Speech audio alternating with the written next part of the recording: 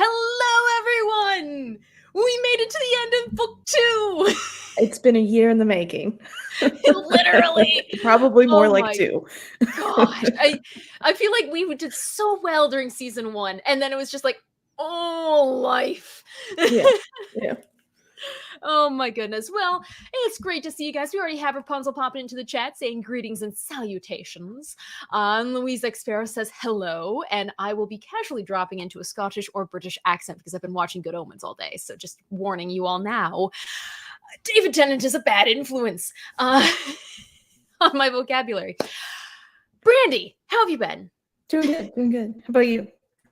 I'm doing all right. You know, I've been waiting for Calm Monday, and I was like, you know what? No, Calm Wednesday. That would probably work best for all of us. Yes. So we are going to have a blast. I am running on sugar and adrenaline and 5 hours of sleep, and we are going to have... That's how you know it's going to be a good episode. Well, not just a good episode, a good 2-part episode. Yeah. Because as I found out, Brandy confirmed, it is a 2-parter with the Guru and the Crossroads of Destiny. I thought I was like having one of those Mandela effect things when I was looking this up because it kept saying, oh no, they're separate. Well, you had asked, and I was like, no, they're together. And then I immediately like loaded up a streaming service, and I was like, well, what do they have? Which I know we can't really go off of because they lump some together weird. But I was like, no, still. I remember, and then as I was watching the 2 episodes, I was like, didn't these air together? I guess we could have looked at the original air date for the Guru. Well, I ended up like splitting the difference. I was like, okay, I know it's 2 separate episodes, so I'm doing chapters 19 and 20, and then we're just gonna lump that there. So overall, you're just getting a twofer with this one. It's gonna be a blast. It's time that we just, get this over with. So if we can't stream more than once a month, we might as well just stream a big one. The Guru airs December 1st, 2006, and then Crossroads Destiny. You can also listen to me type. Yeah, it also airs December 1st. So yeah, they air together, which is what I thought, but I don't know. I started to question myself. Believe in yourself, guys. That's the most important. That's the lesson for today's stream. Oh my goodness. Well, we have different things that we can do here now that we're getting going. We have the giveaways because we have to celebrate that we somehow miraculously actually made it to the end of a book. It's a miracle. It really is. We can do the episode summaries like normal and then just like talk about the giveaways at the end if we really want to make people wait.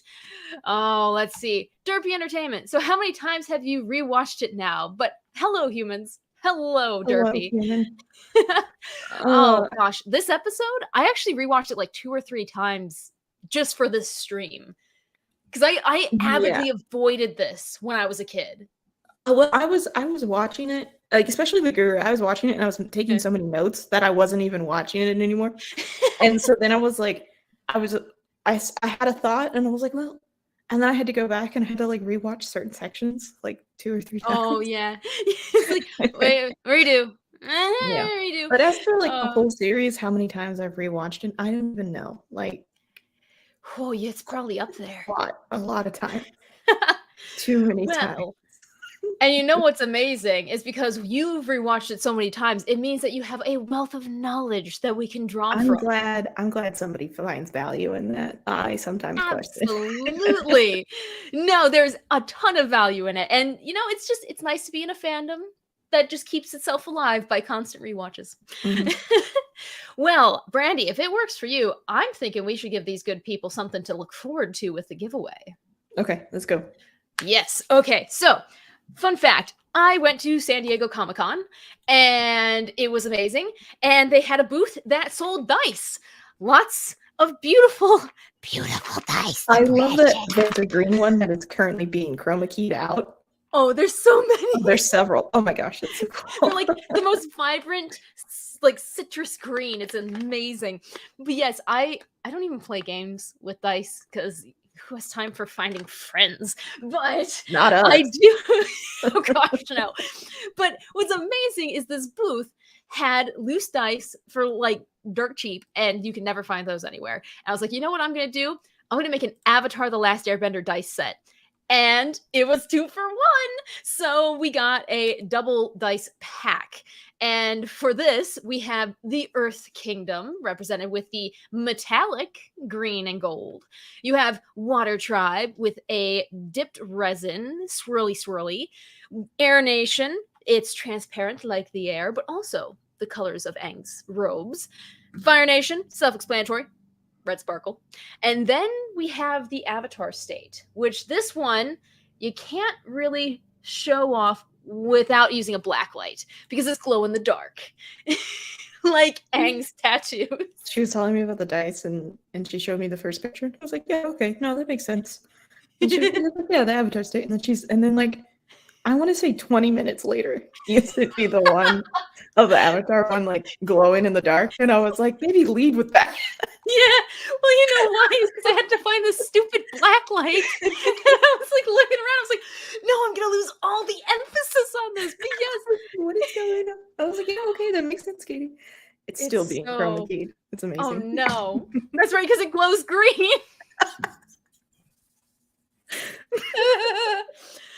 Oh, I love it. Let's see what we got going on in the chat. Rapunzel, so pretty, so true. Derby Entertainment, and that's my thing about Netflix adaptation. Do fans really want exact frame by frame and live action? And honestly, I'm happy with what we got in those pictures a month ago. I think they'll get it right. I hope so. I just want them to get his tattoos right, not that weird swirly swirly. Make him glow. I'm trying to manage expectations. Because like I didn't do that with the live action movie, and I've learned my lesson. Yeah. So I'm just trying to manage those expectations. So I'm not giving it much thought. Understandable. Yep. And you know what? You can have emotional support dice with you when you watch the new Netflix series, because we're giving these away. For anyone who remembers a long, long time ago, the duck race that determined the things that we handed out for book 1, they're coming back. So what we are going to do is, I don't know, what do you say, Brandy? Should we do it at the end? Should we do it scattered throughout? We can do it scattered throughout if you want. Yeah, like let's say we'll talk about the episode The Guru, and when we're done talking about that one, we can give a couple away. Boom. Brilliant. And yes, if this is going to be a lot like, I don't know, a swap meet, because if, say, you win the Earth Kingdom and you really want the Water Tribe, and someone's like, I am up for a trade, just let me know and I'll mail it to whoever needs to be mailed. Yes, we're very excited for the turtle duck race. Boom. Relevant. Okay, well, by the end of season 3, I will make some new graphics. Yes! And I'll just find a computer programmer to program us a turtle duck race. Oh, I think we could make that happen. Someone at Valpo we went to college with has to know how to do that. Well, my brother knows how to do it, but he's also very busy, so I don't want to sign him up for... Does he take bribes? Maybe. I don't know. We'll see. You never know until... Does he take threats? Because... He has 3 older sisters. He does not take threats. Yeah. Very true. Oh my gosh. Well... In that case, on that note, shall we begin with our typical antics of describing the episodes? Let's go. Awesome. All right, so it's a 2-parter. We'll go, I'll do one, you tell me your description, I'll do the other, you tell me your description? Sure, sounds good. Brilliant. All right. Oh, wait, I lied. They've lumped them together on Paramount, that's right. Let me see. I'm sure I can find it. I have the old Netflix descriptions. Let's see if they lump them together there. See, this is that behind the scenes stuff that everyone wants. We want live action duck race. I have a Tractor Supply Co. in town, so I was about to say, do not fill Katie's heads with it. She will. I found the descriptions. Okay, cool. I was gonna say, we're all set. Let's go. All right. So for the Guru, the description is A guru at the Eastern Air Temple helps Aang take the next step in his avatar journey. Plus, Sokka meets his long-lost father, Azula hatches a diabolical plan, and Uncle and Zuko open a tea shop. Not just Uncle Iris, just Uncle. Uncle. Well, yeah, it's Uncle Iroh's tea shop. It's literally no one else's. Yeah. So Zuko's this one just there to watch. This one may be my worst description because I didn't take it seriously at all. Because I thought of a pun. Oh, nice. And so I was like, well, that just has to happen. And yeah, so I don't know. I'm down for puns. Okay. Here we go. For the episode The Guru.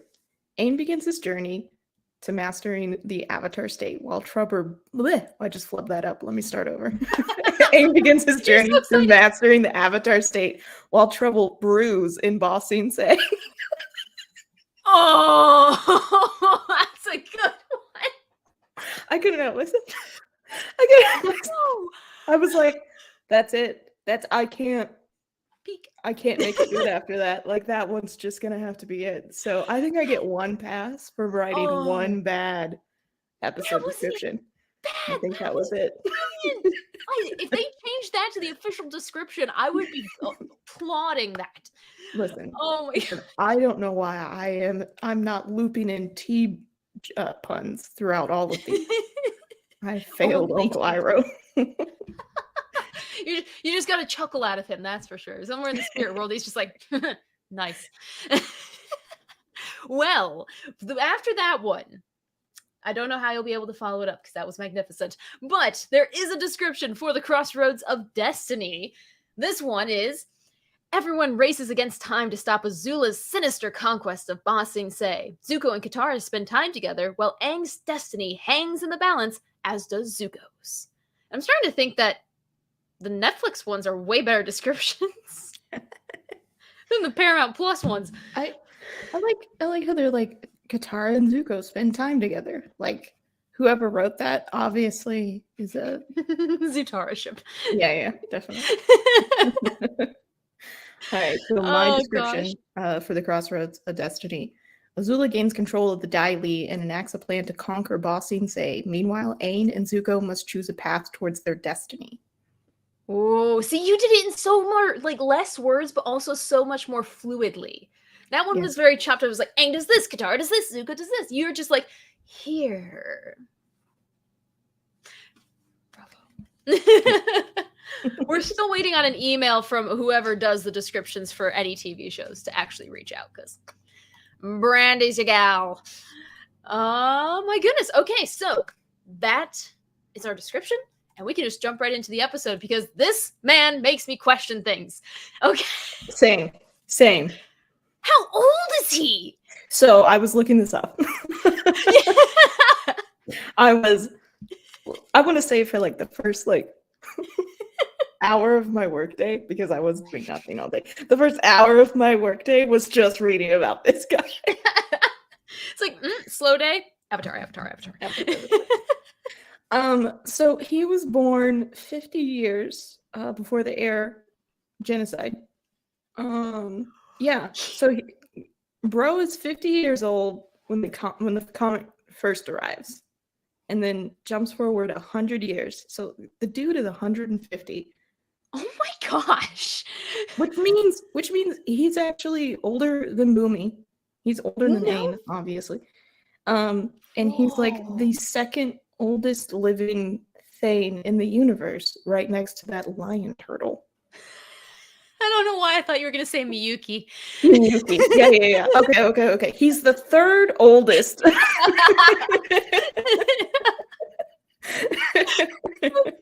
Oh my gosh. So he's lived through... Wow. So he had Roku and Aang as avatars. Wow. And this is according to like the old Nickelodeon website, which I think has been ported over to like somebody copied it over to like another website. So good, they saved it. That's where this information is coming from. So who knows? But I just find it interesting that they were like, this guy was 50 years old, was born 50 years before the the air Yeah, genocide. well, because he mentions in the episode, I'm not sure if it's at the beginning or the middle or the end. Time has no meaning. Uh, but he's like, yes, I was friends with Monkey Otso and this. I'm like, Yeah, so he says that he's like a oh, spiritual guide to Aang's people, and that he knew Monkey Atsu. wow, Yeah, man, he looks and good for 150. yeah, doesn't he? There's tons of fan theories about him, so I'm excited Oh, to talk I about those. I will be bringing one to the table potentially. Oh. We'll see. But, but yeah, no, the start of the episode jumping right in with the guru and just being not wasting really any time. Yeah. Just this episode feels like pacing wise, it's almost like it's building anticipation. Because as a kid, I had no idea this was the penultimate episode for season 2. Yeah. And so they did a great job with the pacing. Yeah, and I think a lot of times because this episode covers a lot, there's a lot of times where you're like, oh my gosh, what's going on? And you're almost getting whiplash. But like this, I think, does a really great job. I think that even like not Zuko, but Sokka spending time with his father, like those moments are so condensed, and like I think that you get a lot of emotion, even like Sokka building up to like seeing his father for the first time, and there's like these great moments where like the rest of the tribe is greeting him, and they're kind of like, "Hey, Sokka, look at you!" And there's like one guy that's like comparing how tall he is. So like there's these great little moments, and then like it's building up to Sokka seeing his dad for the first time in years, and then like again, it's just like Bato sees him first, and he's just kind of like, "Hey, look up." He's just like, there he is, and it's just like this happy little reunion. And like I think even like you kind of feel like, oh my gosh, I don't know which way this is gonna go. Because in my mind it was like, oh wow, this is like the first moment where I really thought about how obviously like Sokka wanted to go with Katara to protect her, but he also kind of abandoned the tribe who he was supposed to protect. And that's a good point. I'm like, oh my gosh, like that's a lot. Grand's holding down the fort. It's fine. Oh, Grand's got it unlocked. I'm not even worried. Got a bazooka full of like seal blubber. It's just like, try me. But no, like his dad, Koda, is like so proud of him, and helping him with the avatar and everything like that. So like, there's just like these little great moments, and it's just so wholesome. And you get like, even in this very serious episode that talks about chakras and all of like letting go of your earthly tethers and things, then there's just like banana juice and onion juice, which oh no. Part of me wants to know. Part of me kind of wants to know, but not enough to like I'm not gonna make it, but if I was presented with it, I don't know if I could say no. If we do a watch party or something for like the book 3 finale and we have a buffet of food, I would be tempted to make it. But the thing is, I don't like onions. I don't eat bananas. And pickles I don't eat either. So I don't think there's any pickles. I think it's just onion and banana juice. With a weird aftertaste. That's what I'm saying. I think for research purposes, first time. It's just, I can't say no. I must try. It's Avatar. You can't say no to Avatar. But yeah, this episode it's really funny looking back as an adult that still has the brain of a kid, that they went from, funny humor to, oh yeah, here's literal chakras. Like this is real, man. Like, as a kid, I just thought, oh, that's kind of funny. Oh, haha. And I'm like, no, wait a second. Like, this is real world stuff they incorporated. No, and I think it's very interesting. And I think this is honestly like the first time that Aang has stopped to like think about all that he's been through. Because from like the moment that he woke up from that iceberg, it's kind of just been go, go, go, go, go. Or he's doing what I think every kid does, is just be a kid in like those moments where things are slow. And so like him having to actively like sit down and like think about these things and stuff like that, like this is really the first time that we get to see it, and our little boy does so well. Good for him. He's processing so much trauma in one day. I know. Like, bro. Oh, yeah. You get the sense that not Gyatso, Patik, Guru Patik. I was gonna get it eventually. Just had to stare into those lobes. I believe you. But it feels Aang just so instantaneously trusts him. Like, it helped that he helped Appa and wrote the letter and everything, but it's nice to see Aang feel comfortable with someone just because of a natural connection. Yeah. Like with Katara and Toph and Sokka. But yeah, other times when he interacts with people in this world, it's like he's just a kid. He's pulling out the marbles. But this one, he's just like, yeah, no, I relate to you. And that is everything you want in a good therapist. I know, right? Yeah. But I think Aang is also like in this moment, like this is really the first person outside of like connecting with his past lives that had ever been able to help him do anything with like Avatar state or even like help him with Avatar things. So I think that this is also a big moment, and kind of like if you remember, let's see here, I think it's the Southern Air what is that episode called? Was it the one with Southern the Air machines? Temple? That's what it's called. No, the Southern Air Temple, where like we're getting the flashbacks of like Aang, or maybe it's the Storm. No, I don't know, but like yeah, where they're talking about, you know, you're the Avatar, and so you're gonna go into this room, and you know you're gonna meet somebody who's gonna help you with this, and Aang like rejected that right away, and so like this is kind of like his second chance to own up to being who he is, and I think that's why he's so eager to trust Pakti, but also, like you said, like those invisible lines, which I think they also mentioned in this episode, that connect us all and stuff like that. Like I think that Aang is definitely picking up on that. Yup. And you know, I kind of had to chuckle with this episode. It was like, we have invisible lines that connect us all. I'm like, dude, I guarantee you I can find one fandom that I relate to that someone else is a part of. So fandom is our version of Avatar connections. That is. Oh, yeah. Well, and you mentioned, too, like, he's the one who can help him with the Avatar state. He's also one of the last people alive who remembers the Airbenders as they were and, like, understands his culture. Like, and, like, being here at the temple, this one, I always love seeing the little background illustrations and how much detail they put into all the that's Avatar Yang Chen right there. That's Yang Chen? Mm-hmm. Oh, yeah. I love it. I gotta read her book. No, she didn't write a book, but someone wrote a book. Yeah. No, Yang Chen wrote a book, and you should definitely read it. It's so wise. Oh, yes. No, because I follow that TikTok account that does, like, the avatars reacting to Legend of Korra and Avatar Last Airbender, and I don't know any of the references they're making about Yang Chen. Something about the spirit world, and I know it's going to be hilarious or really bad. Either way, I'm going to find out. Oh, yeah. I'm almost kind of scared to start that. Just a little bit. I haven't finished it, but it's still really good. I think it's always interesting to see different avatars and their personalities. Yeah. And so, and like to see like how serious and how calculated Yan Chen takes being the Avatar. Like it's her full-time job. it's occupying all of the brain power all of the time.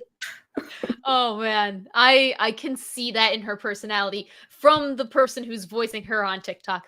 But like, and it does, you know, between Yang Chen, I want to see the personality difference as far as processing things go. Because for me, processing, for example, like this, the water chakra, was that the one with the air nomads where he's sitting and they pop up and then disappear and stuff? I took notes, so hold on. So that's why we ask. The water chakra he is blocked by guilt. So guilt. Okay. I know there's so many different ones. And mind you, there's guided meditations to this on YouTube that are Avatar themed. I'm like, I should really try that, because the way that I process like grief and stuff, it's very much different than what Aang does. Well, a fictional character and a real person, who would have thought? But still, Mhm. it's interesting to see how even fictional characters can process things differently, which is cool. Also, Rapunzel says, "Do we know when Kyoshi's teacher died? He was old, like old." Yeah. Hmm. Are you talking Rapunzel? Are you talking about like the guy? His name is like something immortal, and he's the one that taught Kyoshi how to Oh. like prolong her life. Is that what you're talking about, Rapunzel? Oh. I wonder because Guru Pati could probably get some Well, pointers from there. here's the thing: it's an earth bending technique. Oh, Yeah, boo! yeah. Oh, that's a So, yeah. yeah. Mhm. Yeah, I don't know Interesting. when he passed away, but there's also a couple of theories that suggest that Guru Bhakti is whatever. It's something the immortal is. Guru Bhakti and the immortal is the same person. Um, Really? yeah, yeah. So Hmm. who knows? Ideas. Well, it is kind of funny that you go from the. Oh wait, hold on, I missed a comment. Wondering if Patik learned from him some techniques can cross lines. Iroh would definitely be a fan of that. The way that I understand it, though, and like, no, don't get me wrong. Like, yes, he could have probably learned something from it, but especially because he was like the lines that separate us are non-existent. Like Gray but the way that spaces. I understand it, it's like it's an early technique where you literally like stop your cells from dying somehow because that makes sense. And so like why Kyoshi lived as long as she did. I think she lived to like 230 or something. Why is that an earthbending technique? I don't know. I have no. I don't know. I'm gonna have to do a deep dive I don't know. because I need to know more. I was reading some of it Huh. earlier today, and I was like, I don't know. Good to know. You know what also can help reduce aging and its appearances? Sunscreen. Tea. This. Oh.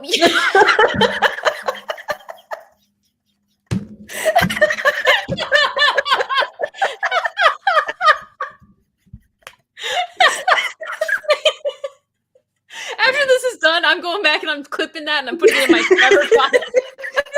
That's perfect. Sorry, that's when an inside thought becomes an outside thought.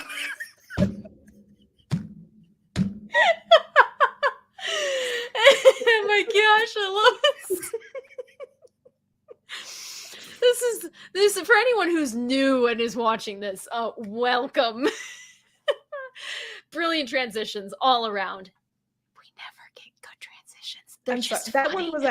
one was probably going to be the good transition, No, and I'm the one that ruined No, it. it was so much better that way. Oh, it was so much better. Oh my goodness. Okay, well, train of thought, get back on the tracks. I totally forgot what I was gonna say. Porridge, tea, Uncle Iroh. We're gonna shift away from Aang because we have to talk about the other plots before we can get back to the last chakra.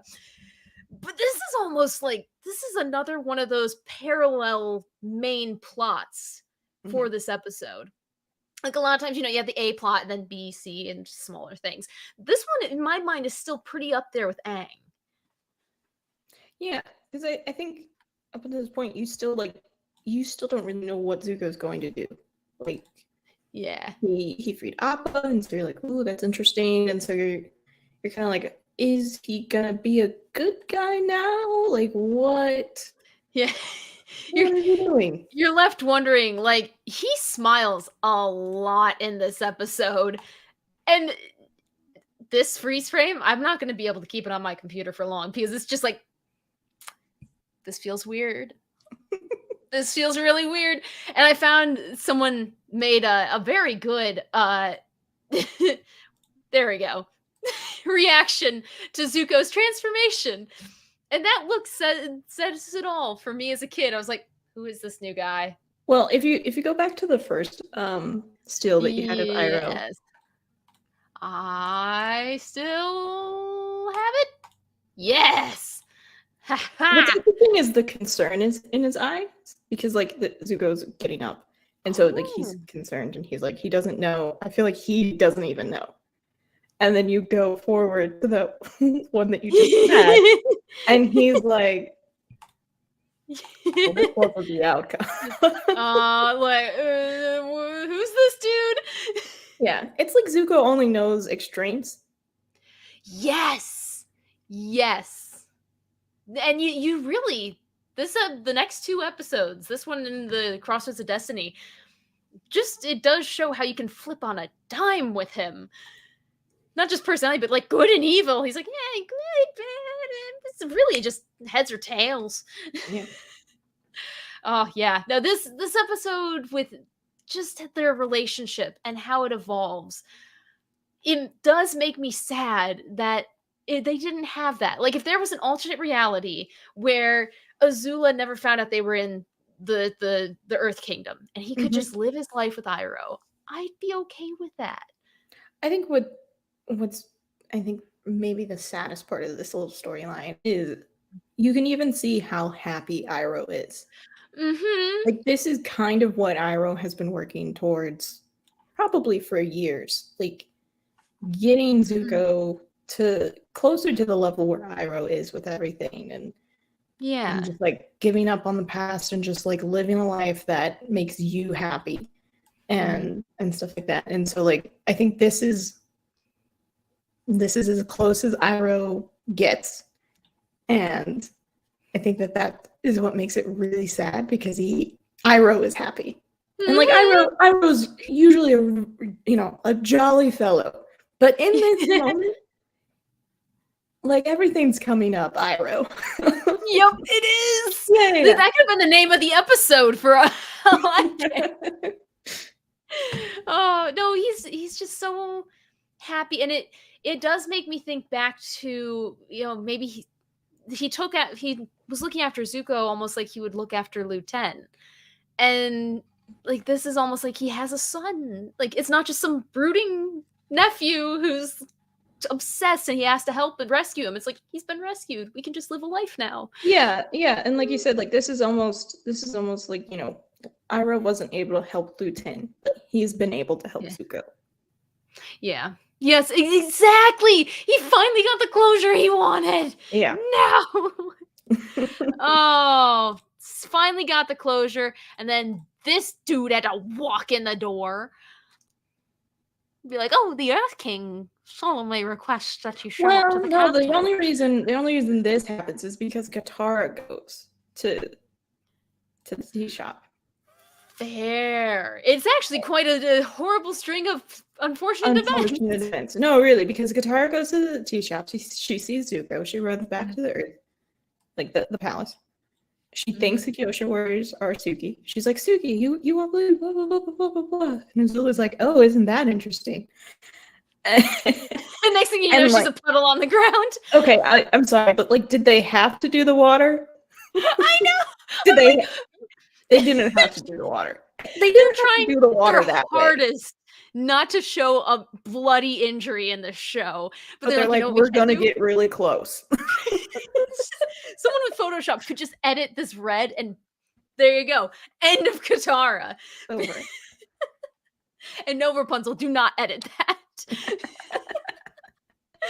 Oh no, but yeah, no, Katara just going about her business, and I don't necessarily blame her for just running in and being like, Kyoshi warriors, here's what's happening. No, what I blame her for is being like, hey, Suki, this is what's happening. I'm like, there are other Kyoshi warriors. They look different, Katara. That's not Suki. I know. Well, jumping backwards just a little bit, like Katara is extremely happy in this episode. Like when she's meeting with the generals, like she makes a joke that Sokka would make, like, oh, or we could just send Momo in. That is and the generals are like, I don't need your sass right now. Get this kid out of this room. This is serious business here. We went from not fighting into a war to planning a battle that could end the war. Oh Oh yeah. So, No, it is funny too that everyone split off in their own groups, and Katara got paired with Momo. you know, somebody had to. Momo's like, you see one air temple, you see them all. I'm just gonna stick with Katara. But no, And like Rapunzel. Katara, I'm not doing that. There we go. Okay. Love it. But no, like Oh. Katara's like so happy in this episode, and she's like, "Oh, well, we could just stop to get some tea," even though she has like the battle plans in her hand. We're gonna take down the Fire Lord. Ooh, tea. Tea. I do have a question for you though. Yes. What do you think would have happened if Katara didn't see Zuko first, but Zuko saw Katara first? Oh, I think there would have been an audible snapping sound, and then he would have just like body slammed her into the ground. That's how I see that play out. I was just in the back making the hot leaf juice, and he just comes out. He's like, and then you just get the, and you see him running full speed, and just bam, blindside. What do you think? I don't know. I kind of think that like he would see her and he would like stop, and then like we almost get like a mash cut of like every single time that Zuko's chased Aang, and then like he doesn't know what to do, and he just like he drops the teapot and runs in the back. Like that's what I think happens. But then Katara sees Zuko, and then she just leaves. Like that's what happened. Oh, that would have been good. See, when you said he drops, I was like, dead? No, he drops the teapot. Although Iroh does kill him for breaking the jade teapot. Yep. This was brand new. No. Oh my gosh. No, I do wonder, like in the alternate possibilities, that'd be a good scene. And then maybe, she knows he saw him, and I don't know, she recognized his face. Why didn't she recognize this is Natsuki? But the makeup, I don't know.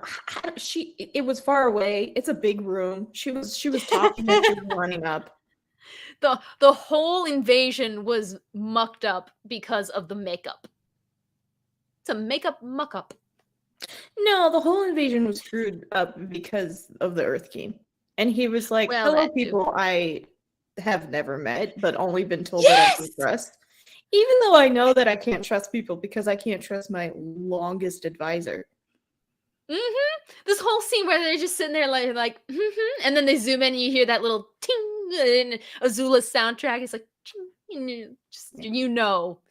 dude, you just botched the whole half of the third season. Terrible. I will never understand. I feel bad for the Earth King, but also at the same time, I'm like, dude, you brought this on yourself. Yeah, he really did. Speaking of people who brought things on themselves, Mr. Krabs is back. Mr. Krabs is back.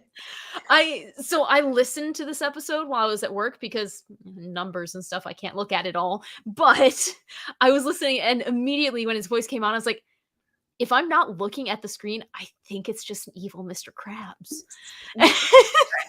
My mind just created the long thing fan art with Mr. Krabs mashup. That's all that's in my head now. And I love it. I'm glad. I'm glad I could ruin his character for you for all time. Glorious. I mean, he was already trash. This actually makes him more enjoyable. Oh, okay. Well, I'm glad that I can improve it. Like for me. But what do you think about his choice to trust the Fire Nation princess to get his plan? Like, certainly he would have thought this was going to bite him in the butt. Here's the thing. He doesn't realize, and like in the next episode, Azula has like this great like little speech where she's like, I beat you at your own game. He doesn't realize that he may have invented the game, but Azula perfected it. And doesn't she say like, you weren't even a player sort of thing? Thick as burns. And so like he thinks that they messed up because May and Ty Lee were talking about how they're from the Fire Nation and Princess Azula is here and blah blah blah blah blah blah blah. So like he thinks that he has all the power because he could just tell everybody who they are, and then, you know, Yeah. they're outnumbered.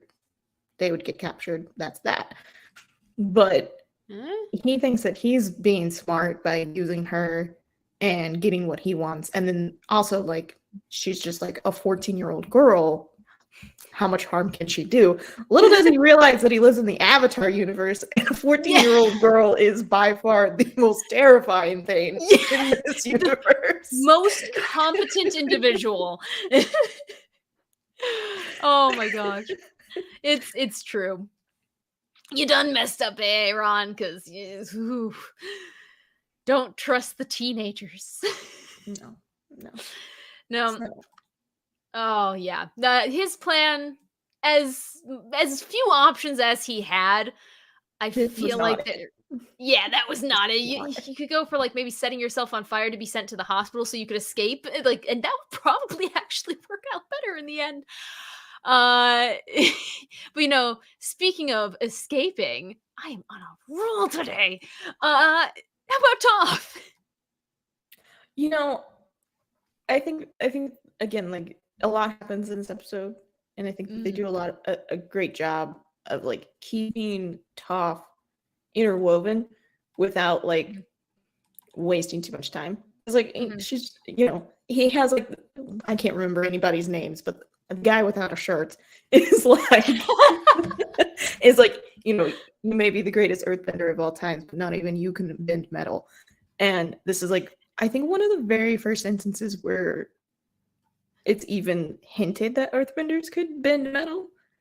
And then like very early, not, well, a little bit later on, Guru Pakti even says, when they're talking about how, you know, they're all just one people, and, you know, the lines that divide them are made up. They're like, he's like, even metal is just purified earth. And then it cuts back to Toph trying to figure it out. So like, even having that connected, I think is really interesting and such a beautiful like little story and a way to tie Toph back in, even though you haven't really been seeing much of her. Exactly. And it takes less than a minute, that exchange, and you immediately tie into another portion. You set up one of the most important bending powers here for the rest of the season or series, and it continues on that vein of everything is connected. It's just so beautifully interwoven between itself in this episode. Don't tell Toph she can't do what she can't do, because she'll do it. I know. She is the personification of Bet. Well, just imagine in this episode when she's like, "All right, let me just see if I can." Boom. Woo, Toph, you rule. Like that scene sticks out so much in my mind from this episode. It's just kind of like, she just made something up and it worked. Can we actually do that? And that kind of plays into now this chaotic being that's alive of, let me just try something in case it actually works. What else am I gonna do? And I think what's also really cool is that like the moment that she figures it out, she has it. Like whatever she did, she figured it out, and then like she was able to just, you know, that was it. So she has that face of, oh, they're so in trouble. Just, boom. But so I we're also, in trouble now. Yeah, I do love how they represent the impurities within the metal in this, because that's how it works. You have smaller chunks, I'll mind you, but still chunks where it's less refined, and that makes it much more polluted. So you have the earth, and like, I love it when kids shows actually have good sound reasoning and science behind them, because that makes it so much happier for me to watch. Yeah. And I think also like within universe, like logic, like her earthbending style and the way that she uses earthbending to see and stuff like that, like it's what led her to be able to figure it out. Like, I don't think anybody else in like in the next 100 years of this universe would have been able to figure it out but her. No one would have had the reason to. Yeah, like the reason to, but also just like, again, being able to pick up on those small impurities and like those small little differences which is like what she does to like figure out where people are and everything like that. So. Exactly. Ah, perfect. I love logic. You know what I also love? Continuity. How about those burns? I don't know if I'm making any sense. No, your transitions are on point. Yay. No, this actually was something that I immediately thought of when I saw him, and he had like the scar was, wait a second, and went back to when we saw him, and oh yeah, that wasn't just a t-shirt, like a mummy t-shirt. He was actually hurt.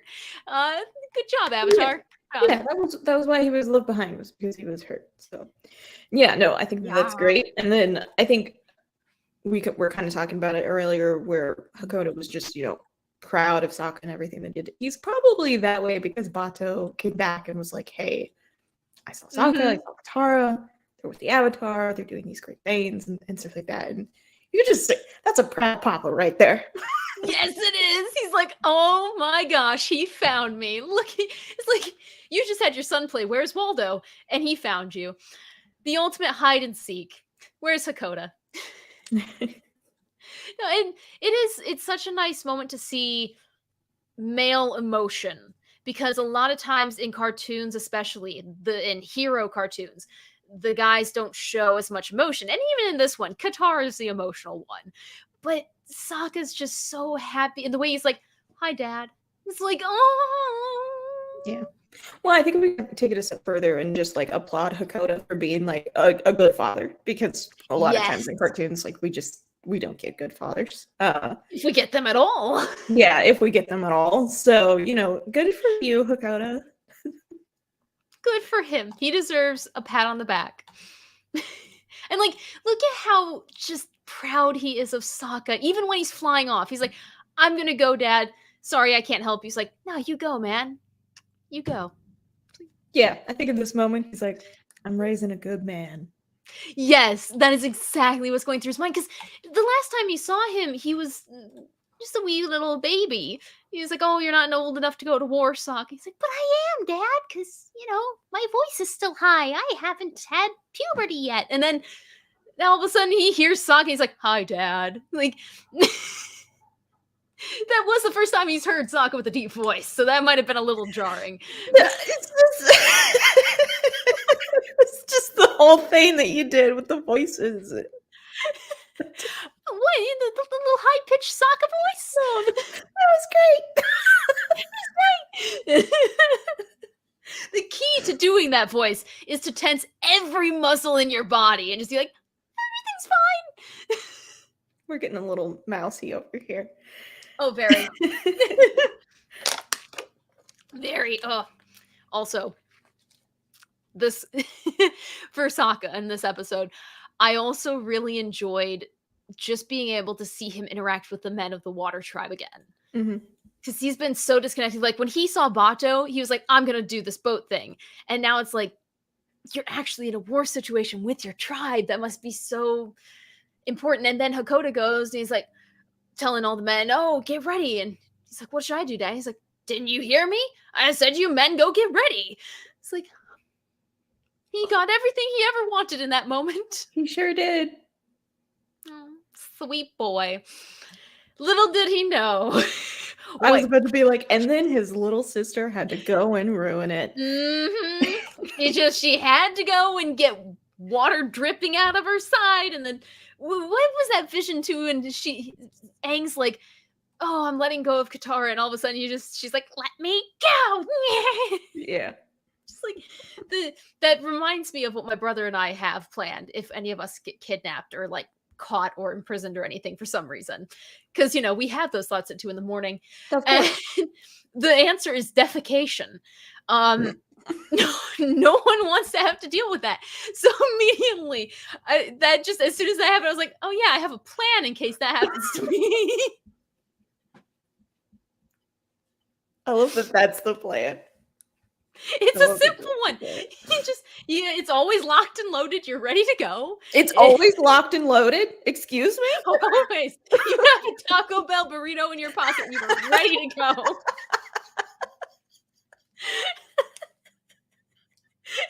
It's It's when you see someone running at you in a dark alley at night, you could run, You break out find the a weapon. emergency Taco Bell burrito. You're just preemptively like, you know what? Just in case. You rip open the fire sauce with your teeth and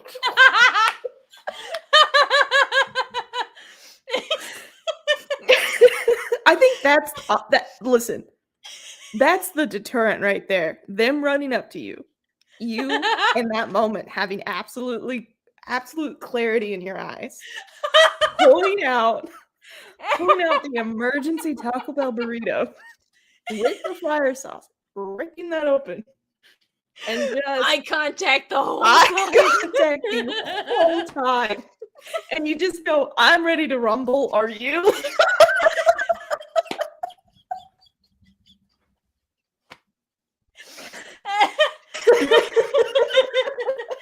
That is probably the greatest escape plan I have ever heard in my life. You know what? I wasn't a believer until you. Okay, all right. You're right, Katie. Sure. There's people watching this who are like, just get to the dice giveaway. We're gonna make a plan. Oh my gosh, it hurts. Oh, brilliant. What were you? Yeah, guitar got captured. Guitar got captured. Oh. God, I haven't laughed that hard in a long time. You're welcome. Oh, I needed that. Yes. Aang is like all about ready to go mess some stuff up. He's got his whole avatar itself. Like that. If I walked up and I saw a giant Katie, send me back down to Earth. I'm running. I don't want the cosmic power. I'm pulling out the burrito. Like I'm preemptively knowing this thing's gonna hurt me. But no, this visually as a kid scared the daylights out of me. Cause I mean, he looks really like freaky. But as an adult, I like this design, the way that they went with representing it. Yeah, I don't know. I was never really creeped out by it. I was like, oh, that's an interesting concept. This is why you were the camera operator for our haunted house specials at VUTV, because I don't think anything freaks you out. I was just talking about this with my coworkers. They were like, we gotta go to a haunted house. And I was like, you don't want me in a haunted house. No, like, you what? do. Why? Are you scared? And I was like, no, I treat it like comedy hour. Oh my gosh. We gotta find, maybe there's a haunted house in Indy or something where we can meet up halfway. Because that, we gotta do that again. That was so much fun. I'm gonna convince my TV station to do it actually. Brandy road trip win. Yes, we need it. Marcus Aurelius, it is fantastic to see you. Do you have any thoughts on the religious overtones? Like Guru Patik is clearly a Hindu holy man, Avatar is a Hindu concept, chakras, etc.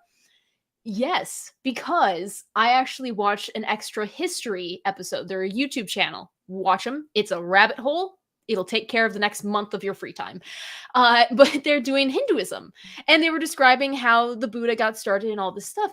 And I'm Greek Orthodox Christian. I have family who's Protestant. I have friends who are atheist, all these other things.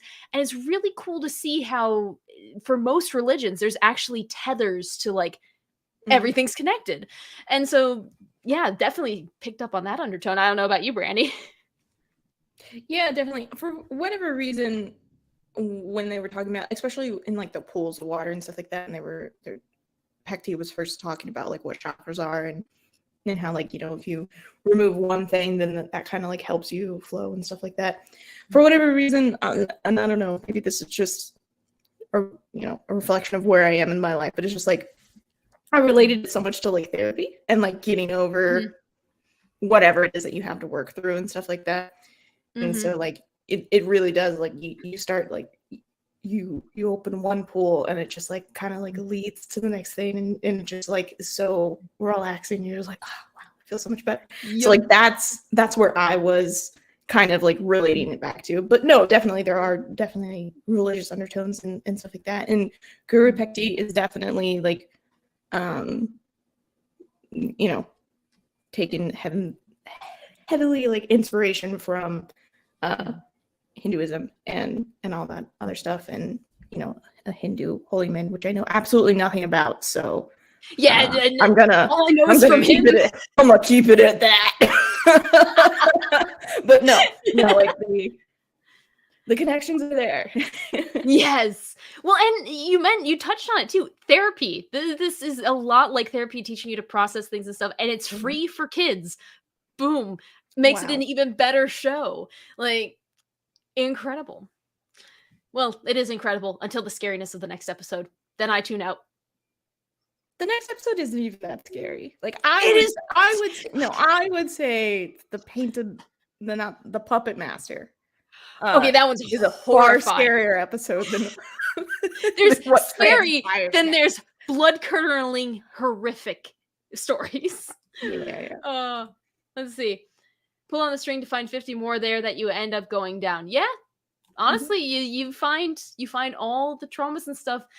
I think I might, after this, after we are done streaming and I actually get some sleep, I might try that, like, Drupathic avatar themed walkthrough on YouTube and just see, because it's like, yeah, this year has been dramatic for me. No. So like, I'm just gonna process this, which I think, life and trauma and everything, you constantly are processing new ones and old ones. So definitely fun ways to cope as an adult. Oh gosh, is there anything else that we haven't talked about? I want to point out something that I didn't even realize until I was taking some notes.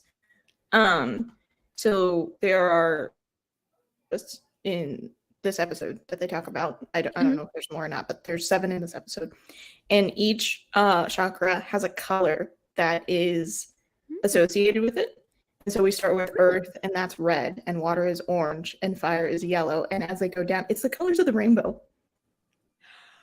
Really? Yeah, which I found like so fascinating, and it was such like an interesting storytelling aspect. So every single flashback that Aang has, or not so much flashback, but as you're like seeing what's in his mind's eye, they are colored, and they are colored red, orange, yellow, green, blue, indigo, and purple. What? Exactly. That's really cool. I've seen this episode how many times? I've seen it so many times, and I didn't realize it until I was taking notes, because I wanted to take notes about like what chakra was what and what it was and what it was blocked by, and then I was like, wait, these things are colored, and they're colored. Wow! So claps to the animators. I know, right? 15 years later. Hats off to you people. Somewhere in California, they just heard a faint clicking in the distance. They're not all in California. I think most of it was animated in Korea. So Korea. Oh, yep. California on the brain. Oh goodness, that's awesome. Sweet. Was there anything else we missed? Other than the last good shot of Aang's unscarred back in the entire series. That's called foreshadowing. Oh golly. All right. I was about to make a really bad joke. You were like, that's called foreshadowing. And in my head, I was like, no, the shadow's on his back. You're on a roll tonight. I'm gonna log off now. I've done all the damage I can do.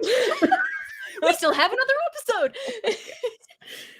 You can only imagine the chaos from here.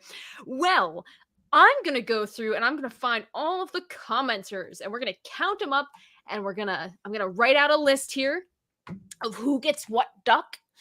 And for those of you who have joined later while she's doing that, we have some dice that we're going to be giving away. And as is tradition, we use a duck race.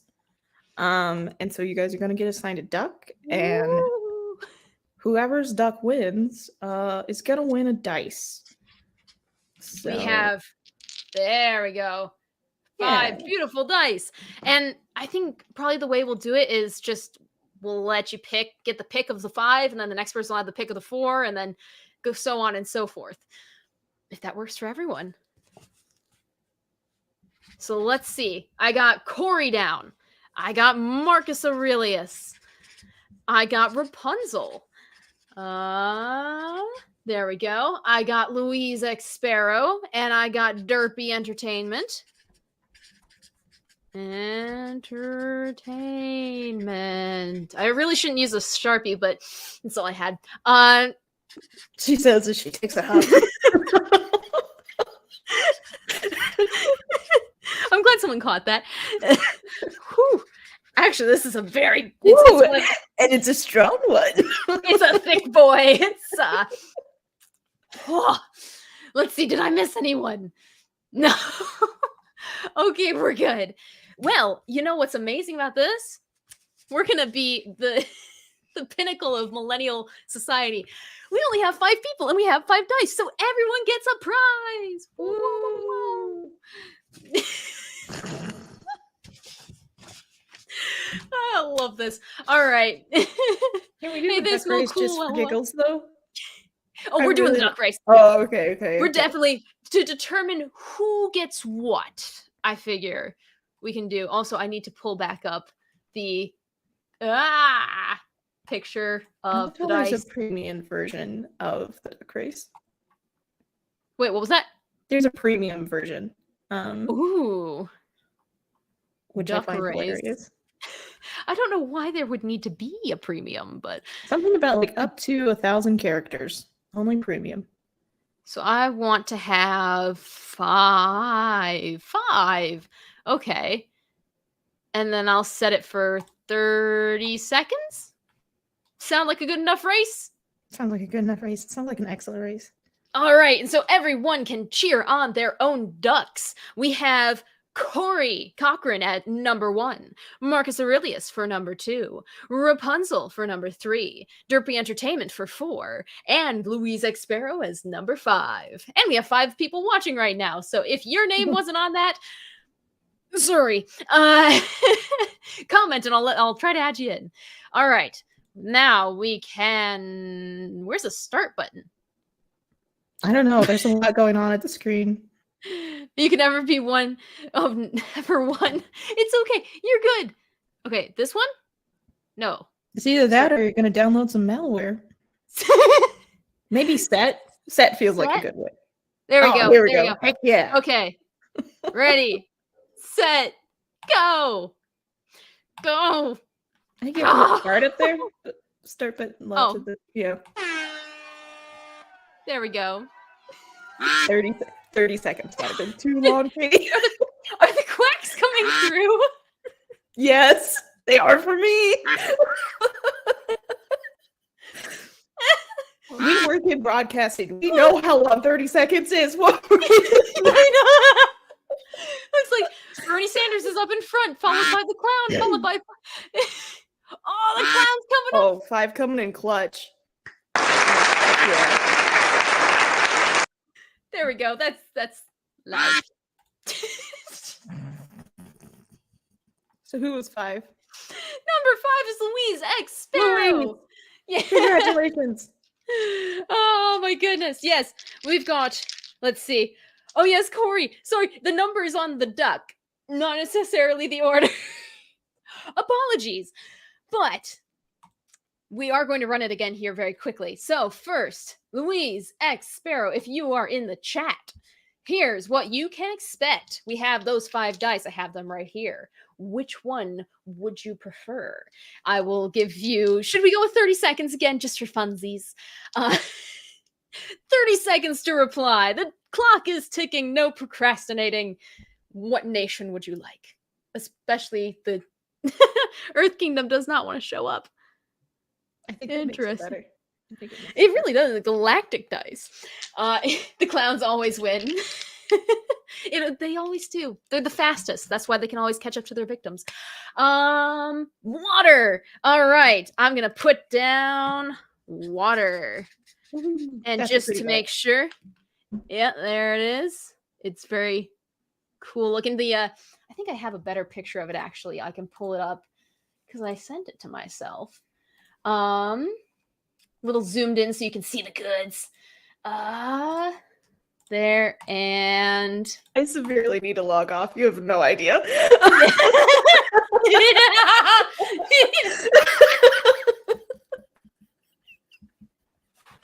I need to go to church or something. That's not the thing to say when we're going to do a Good Omens watch. I know. What did I agree to? Amazingness. But yes, you just sent me a tweet. Ooh, Louise X Sparrow, let us see what you tweeted. Or X'd, or whatever they're calling it now. There we are, Rapunzel. Very good. And while I look that up and go to my alternate account, there we go. There it is. Louise X Sparrow. I'm not as nice. No, oh my gosh!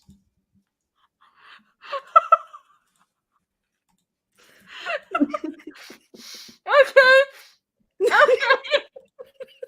I'm so confused, but okay. Oh no! We were worried about Rapunzel. We were worried about the wrong one. Louise.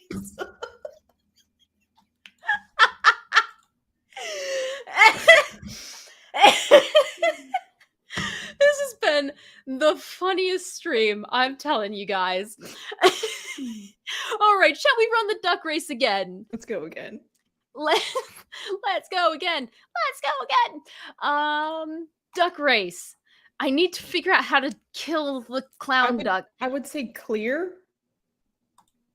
Nope. Nope. No settings. Back? Oh. Ooh. Hey. Clicking randomly doesn't. What? Hold on. Oh, these ducks. Whoa, those ducks were perfect. We're gonna go with 20. They were. Oh, hold on. I want to get cool ducks again. Come on, cool ducks. Okay, that one has a top hat. We're keeping it. Okay, all right. I can't argue with logic like that. No, Louise. Bad. Oh my goodness. All right. 20 seconds for the duck race. We have number 1 as Corey. Marcus Aurelius is number 2. Rapunzel is number 3. And Derpy Entertainment as number 4. Find your ducks, find your numbers, and we're gonna go. Oh, yes. And Corey, my Twitter is @weather_Katie. I'll type it in the chat. If the top hat doesn't win, I'm going to be so mad. Oh, I think you might have it. Oh, yay. All right. Top So hat. 2? Number 2 is Marcus Aurelius. Hello, Marcus Aurelius. You have now won the second leg of the duck race. What dice would you like? We still have the Air Nomads. We have the Fire Nation. We have the Earth Kingdom. And we have the Avatar State. Take your pick. Ooh. I should juggle these. I actually know how to juggle. That's about as close to bending anything as I'll get. Than splashing water. I strive for that level of confidence to be like, I should juggle these. I know how to juggle. Yeah, you know, if you make a fool of yourself, people laugh anyway. So win-win. Or not. Oh, sweet. Corey, thank you very much. Rapunzel says, hooray from Marcus Aurelius. And Corey says, YouTube, finally let me know you were on even if it was 50 minutes late. Oh, no. Well, we're glad you're here because we're clearly having a blast. This is peak entertainment. I don't see any response yet from Derpy Entertainment. So what I might do, we can run. We'll let the chat decide. Do you guys want to run all the rest of the races, or do you want to run one more, talk about the Crossroads of Destiny, and then finish out on a high note with another duck race? And now we wait for the YouTube 30-second delay for them to actually hear what I'm talking about and then respond. Oh, I can edit the ducks. Oh, yeah. Heck yeah. Let's go. Let's edit the ducks. Oh, space duck. Or no, that's a spa duck. That's a spa duck. I thought it was an alien. Pretty great, though. So far, it takes 5 seconds. Nice. Oh, good.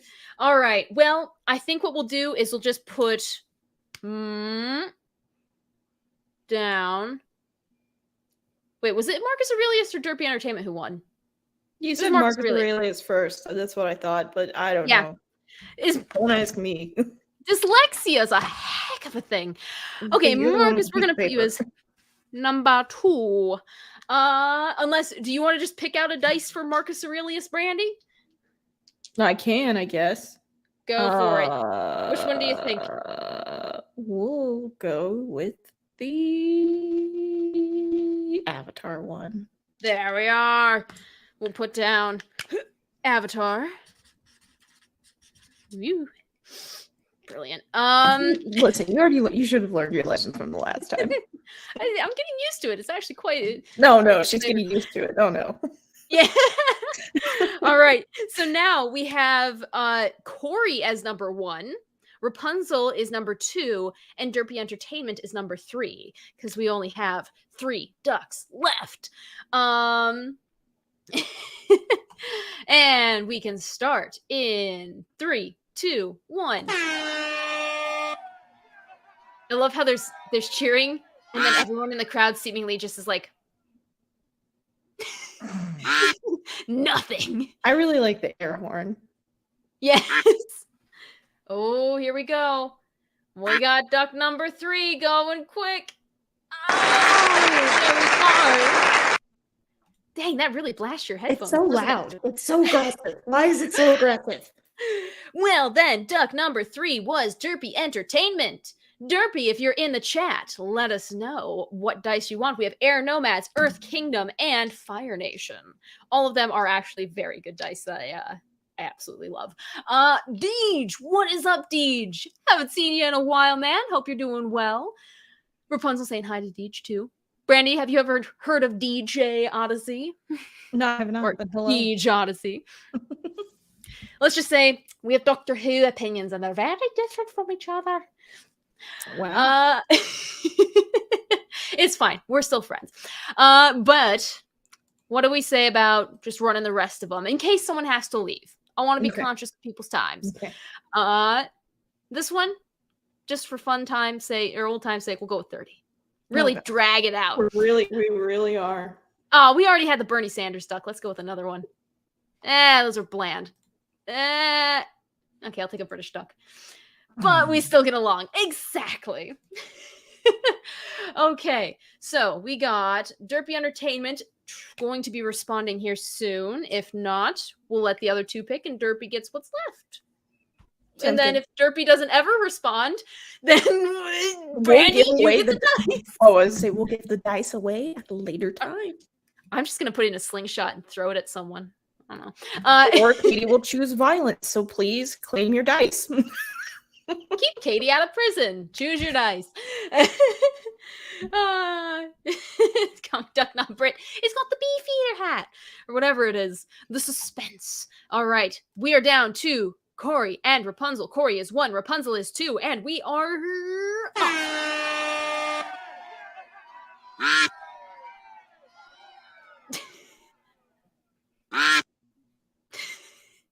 I'm just going to be asleep in the middle of the night. I'm going to hear that quack in my dream. Just freak out. Your new sleep paralysis demon. It's the beefeater duck. Oh, here comes. Is that number 1? Is it number 2? We have 5. We got 4. We got 3. It's 2. It's 2. Congratulations, Rapunzel. You are the next one up on which dice is right. We have Earth, Fire, and Air. Which would you like, Rapunzel? And then, Corey, right after Rapunzel's response pops up, you can pick whichever one is left. And then Derpy Entertainment gets the other one. Earth tones for me, please. All right, you get Earth, and that means that for Corey, you get Fire or Air. And both of them have rolled natural 20s for me, by the way. So look at that. Let's see. Rapunzel, you have the Earth tones. Let's see what Corey says. And then on Twitter, if you guys would, send me an address. It could be your work address, your home address, somewhere where you have access. If you're comfortable with it, let me know. I will mail these out to you in a nice, non-exploding envelope. I love how you had to add that. Yeah, you know. Yeah, I could if I really wanted to put baby powder and glitter together, because apparently that's what TikTok thinks I want to know about. I think the important word in that sentence was I could. Yeah, I'm good. Katie, I have an important question though. You have 666 subs. Are you turning into the master on me? I mean, I am rewatching Good Omens every single day, the entire season. So probably something to do with that. Corey's taking fire. That is actually probably between this and the Avatar one are my two favorites from this set. It's just so sparkly. And as a fan of Thomas and the Magic Railroad, sparkle, sparkle, sparkle. No one is gonna get that reference ever. I think I got it. I think I got it. I don't know. Alec Baldwin, when they dressed him up in the Thomas the Tank Engine suit, they made him do the whole like Mr. Conductor thing. Oh man, dude, if that's gonna be a review on this channel. I don't know what we're gonna be talking about. It's probably gonna be the what like something glorious because that movie is a fever dream. Literally, kids got really hot in a theater because it didn't have air conditioning and they got really fussy. And so the producers thought in the test screening that they were just fussy because the movie was bad. No, it was because of the heat. So they gutted half of the movie. And like the movie we saw is not the movie that they made. And they have yet to release the extended director's cut. I'm passionate about this. I can tell. Oh my goodness. Okay, so the final score comes out to Corey with Fire, Marcus Aurelius with Avatar, Rapunzel with Earth, Derpy Entertainment with Air, and Louise X Sparrow with Water. Congratulations to all of our contestants. There we go. Only had a minor little stroke. We're fine. I got to ask real fast fave TV show from 99 to 12. Oh, I mean, Avatar's up there. Mm-hmm. Like, that's my childhood. That and Danny Phantom. Probably my two favorites. For me, it would be Avatar or Teen Titans. Oh, you and Teen Titans are like, yes. Yep. Mm-hmm. Yeah, that's such a good show. The good show. Who did I interview one of the voice actors for Teen Titans? I don't think I did. I might. I can't keep up with my own life, but Neither can I. There's one coming up at a convention that I'm going to that I might be moderating at who might do a panel with me. Lots of mites, we'll find out. Hooray. Okay, guys. We just finished up The Guru, and we still have Crossroads of Destiny. What I'm going to do, just real quick, is I'm going to delete all of the images that I had from The Guru, because my computer is just crying in pain from having all of these images. Warehouse 13 is a good show. Ooh, Warehouse I don't know if I've ever finished it, but I've seen quite a few episodes. Still See, fun. I am currently on a Good Omens high. Like, I am in absolute love and slight horror with that show in season 2. But as long as we get a season 3, we're fine. If we don't, get the bail money ready, Brandy, because I am going to raise a tempest this world has never seen. What's scary is I believe you. Yeah, I will make it happen. And on that lovely note, how about we talk about the storm that's to come with the Crossroads of Destiny, because this episode is the finale, and it starts with humor, as all good episodes should. I love this. I love this screen grab because you know what's going to happen next. I know. But look, Toph is dialed in. She is, like, you see those athletes in the Olympics and they're just like, in the cross country. You know what I just realized? I'm sorry. Yeah. We're going to go on a quick side tangent here. So yay! Everybody splits up. Everybody knows where everybody's going.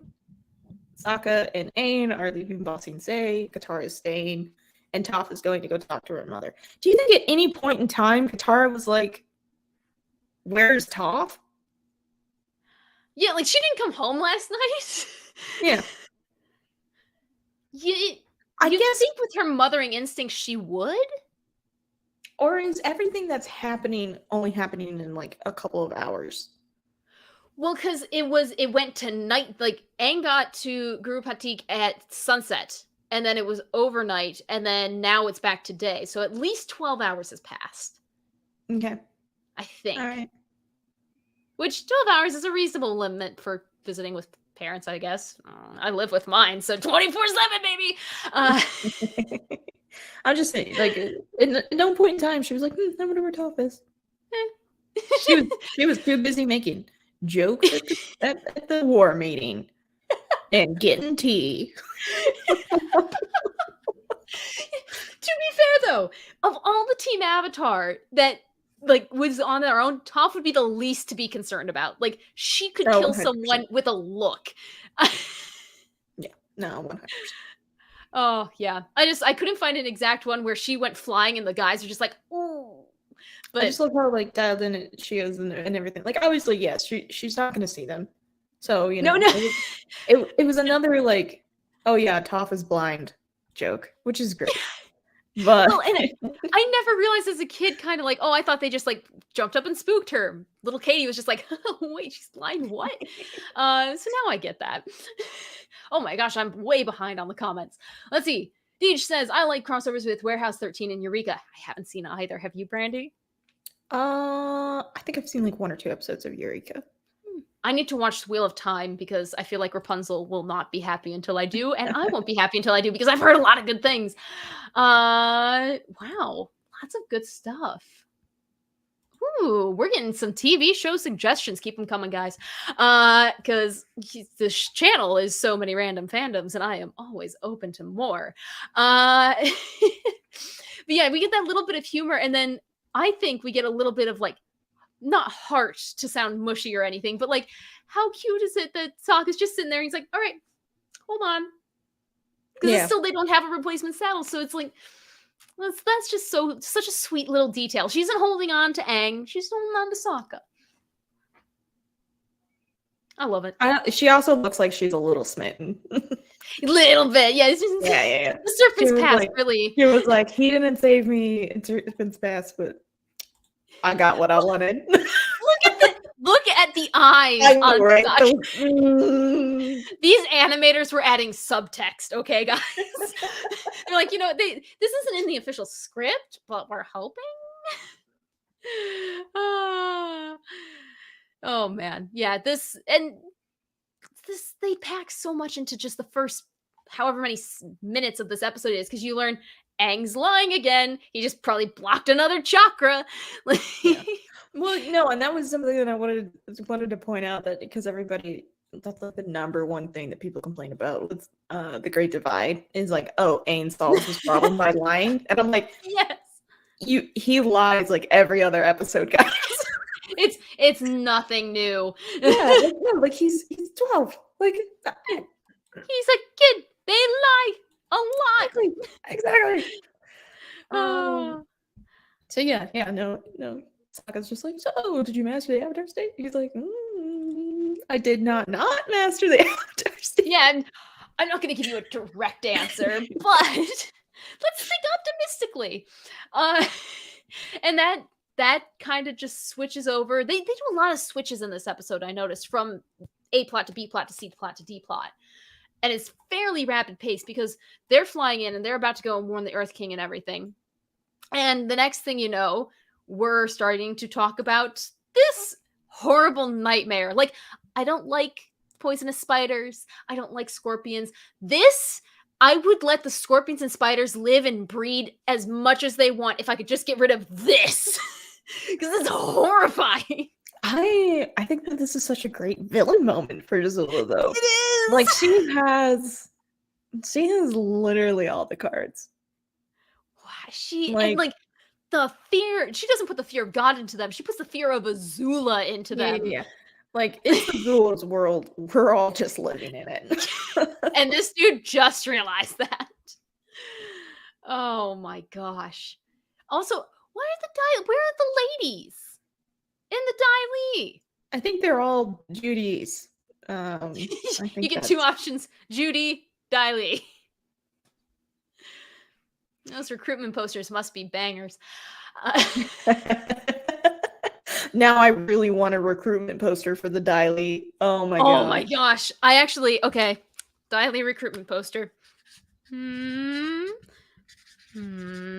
I spelled recruitment with a Q. Good God.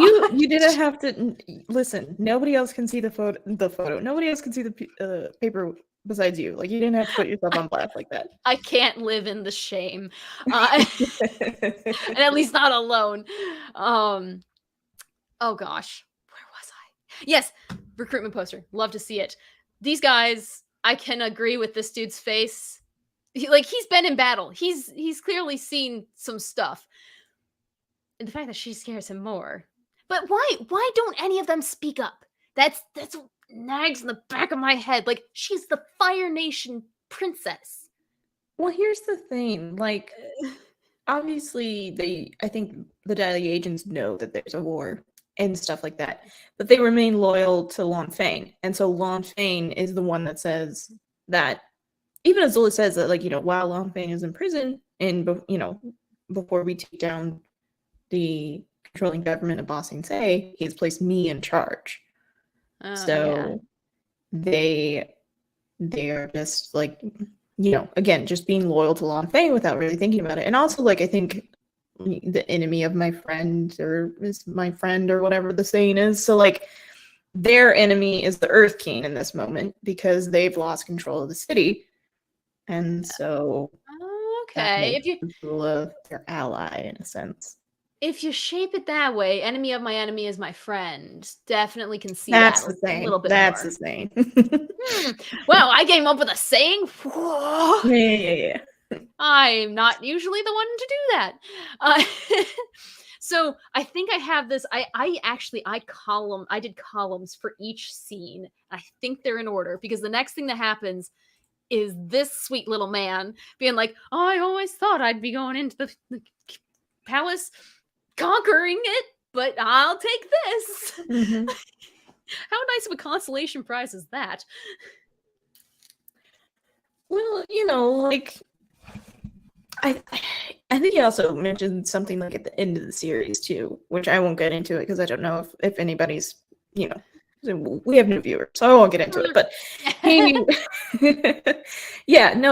he's constantly talking about, like, going to Ba Sing Se and going to these different things, and he thought that he would be somebody completely different, but now he's this person, and it almost seems like he's more content with doing the things that he thought that he would as the person that he is, rather than the person that he thought he was.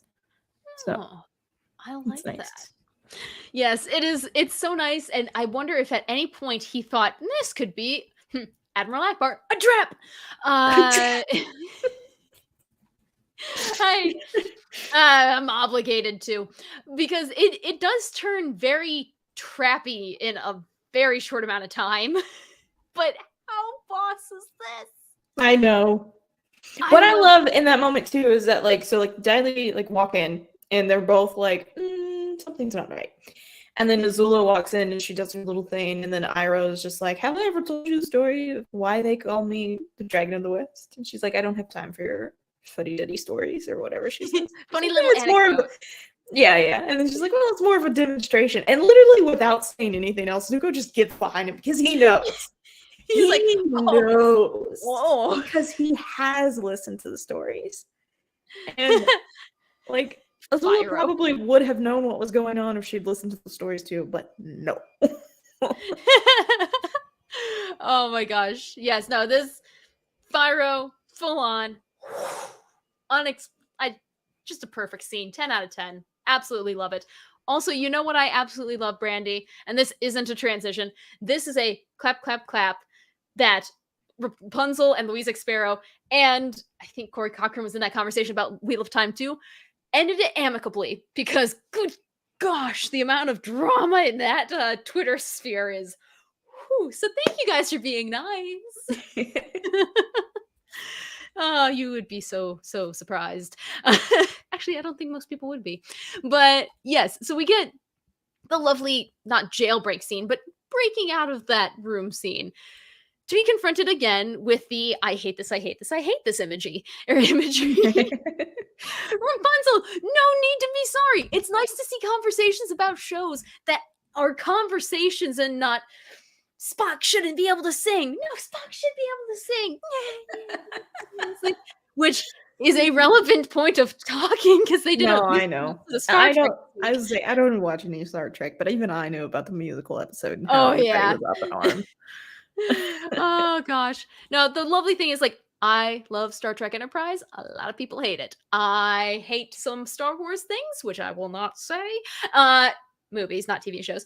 And I know other people love them, so I love it that people get along.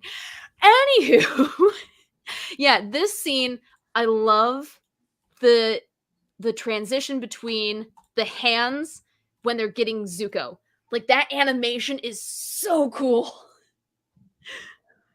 Well, I also like in this moment, Zuko's like, oh, I can take Azula and these, Yeah. 3 Daily agents. Meanwhile, Iroh was like, we out. Yeah. Yeet. We out. And the immortal words of Jessica Burns, yeet. Yeet. He landed on the nicely prune bush. It's like, nope. Oh, yeah. I do also like how Zuko's like, I'm gonna turn around and face her. And he goes, and Iroh's like, Iroh just I'm gonna go get the Avatar because this isn't gonna end well. Yeah. He's like, all right. Oh my gosh. Wait. Sidetrack to the comments real quick. Glee Trek, yes, I've been listening to that song. So I have a 1-hour commute to work and a 1-hour commute back from work. There are 2 songs from the soundtrack. I listened to only 2 songs today for 2 hours. Obsessive compulsive disorder is a heck of a thing. Any love enterprise, it's been a long road getting from there to here. Again, Glee Trek. Where was I going with this? I don't know. Just pretend the train of thought had a purpose. And that purpose was to get us to this one. Dai Li, staying on the same vein. This moment, we talked about it about half an hour ago, where it was like, oh, you weren't even playing the same game or something like that. Savage. Well, no, and I think it's interesting because, like, up until Azula really starts talking, like, Lan Fang thinks that he won. And so he's like, Dai Li agents arrest the Fire Nation princess or whatever he calls her. And then they don't move. And he's like, what's going on? And she's like, well, they're waiting to see who has the real power. And, like, she goes on, like, this whole thing of, like, I know. And you know. and it's just, like, this really quick, like, little exchange. And, like, he just absolutely knows that he's beat. I just keep thinking back to, she is 14 years old. He's probably what? He's got some wrinkles on his head. Like, those are some stress lines, maybe. I'm going to say he's in his late 40s. Mm-hmm. He just got kneecapped by a teenager. Well, that, and I think, like, she cuts him down in a way that I don't think anybody else really could, because she was like, absolute power is something that you're born with. And she was like, I can tell that you weren't born with it. Like, you've had to claw and you've had to work for what you have. And she's like, but I was born with it. And like, that own insecurity, I think, is something that he definitely wears on his face. And that's exactly, like, why he has to control everything. Because if he doesn't control everything, then that just showcases how little he actually is. And so to just be belittled in the way that he has been, he's like, there's no point. She's absolutely right. Like, she only said what he knows, which again goes back to the line, I know and you know. And it's so good. It's just, so well written. Like, and that's just pulling back from the fact that this is the show. The writers have such a grasp on these characters who we have barely even seen on screen at this point. Like, the timing wise, they've been on for less than a full episode. So there's just absolute brilliant brains on these people. Azula owns him. And apparently everyone should watch The Dragon Prince. Yes, you should. It's very good. I need to watch that. Is that the one with Sokka's voice actor? Yeah. Okay, yeah. I loved him at C2E2, and I need to see more of his work. Yeah. Also, another person that I want to see again, I want to see Dante Bosco again, because I want to try to convince him to come on our show, because apparently he is, with the fact that the SAG-AFTRA strike thing is happening, he's willing to just go and do his own thing right now. Oh. Yeah. Oh well, he was supposed to. He and Cora's voice actress, they were supposed to be signing at San Diego Comic-Con, Mhm. but they had to cancel because of the SAG-AFTRA strike. But I didn't realize they replaced it with the man who made the soundtrack to Avatar. And if you were one of like the first 20 people in line, which I had the opportunity to be, but I wasn't. I went to Doctor Who instead. You would get a ticket, and they gave you a free vinyl album of the first season soundtrack, and he showed up later and he autographed it for people. I will be mad about that till the day I die and probably after. Yeah, well, it happens, you Oh, know? so sad. So sad. Oh gosh. But yeah, you know what else is depression? These two angsty teens in a room talking about their dead parents. Uh Well, I think what's really interesting is that, like, I think Zuko is processing, like, I think in this moment he's probably feeling like Azula didn't even think that he was worthy enough to, like, have an Agnikai with. So, like, he's feeling yeah. already really low. Oh. Really low. And then he gets thrown in here with Katara, and he's like, I just, like, I he couldn't even just, get my own cell. yeah, yeah. Yep. Well, and I do this scene in general is beautiful because of all the green emerald gems that I assume aren't candy this time. But If not, I they should love start eating their way out. yeah. Just, we're gonna have to go to the dentist after this, but boy, we're gonna get to our freedom. I love the framing of this, which framing in an animation or an animated show, you don't think of it in the same vein as like acting, like live Mhm. action. But this, they purposely pointed to his non-scarred side. No, and they do that a lot in, like, in this episode where I think when he's talking and stuff like that, like, you like, it's like him deciding, and so, like, it shows, like, his non-scarred side and his scarred side, and it's kind of like which one is he going to choose, because they're very reminiscent of, like, the scar side Mhm. represents, like, who he is with the Fire Nation, and his non-scar side represents who he could be if he chooses to leave the Fire Nation behind. And then after they get done with that, it shows his back, and it's just like Mhm. you really have no idea which way he's gonna go. Mhm. It's so beautiful. Unspoken narrative like this. It's just Mhm. yes. I love good writing. Uh, but also the question that I had for you from this is, do you think Katara would have used the water on Zuko if Iroh and Aang hadn't showed up? I think she would have. Yeah? Yeah, Because I'm because wondering. Oh, sorry. Go here's ahead. here's the thing, and I don't know if it's so much like a flaw of Katara or not, but she wants to help people. She needs Yeah. to help people. She needs to do that. She even says it, like, in the Painted Lady episode, she's never going to turn her back on people who need her. And Mhm. in this moment, especially after, like, the whole, like, trauma bonding that they do with, like, oh, the Fire Nation took our mothers away from us, she Get said what? realizes at this moment, Zuko is no longer the enemy in her brain. She's seeing him for who he is, an actual person who has been hurt and needs somebody to take care of. Mhm. And so, what is Katara doing? She's going to take care of him. Mhm. And so, I Yeah, think that she absolutely would have if Aang and Iroh didn't show up when they did. I could see that. Because I'm still borderline in the camp of she might have been like, wait a second, Aang might be coming to rescue me and I might need this. Or like, if it were me, I would have split that little water droplet in half and been like, "Ooh, it'll be for you, it'll be for you. Here's some spirit juju. Uh, but yeah, I do enjoy the fact that it was her that was thrown in. Because if you think about any member of the gang, pretty much everyone, like Sokka would hit him with a boomerang. Aang might listen, but he'd still be like, he tried that with the Blue Spirit episode, and that kind of ended not so great. And then Toph's just probably like, "You're the bad one." No, Actually, Toph doesn't know Zuko. Think about it. you're right. She really Early, doesn't. Zuko to her means something completely different from, like, the rest of the gang. She was She never never met chased. Iroh.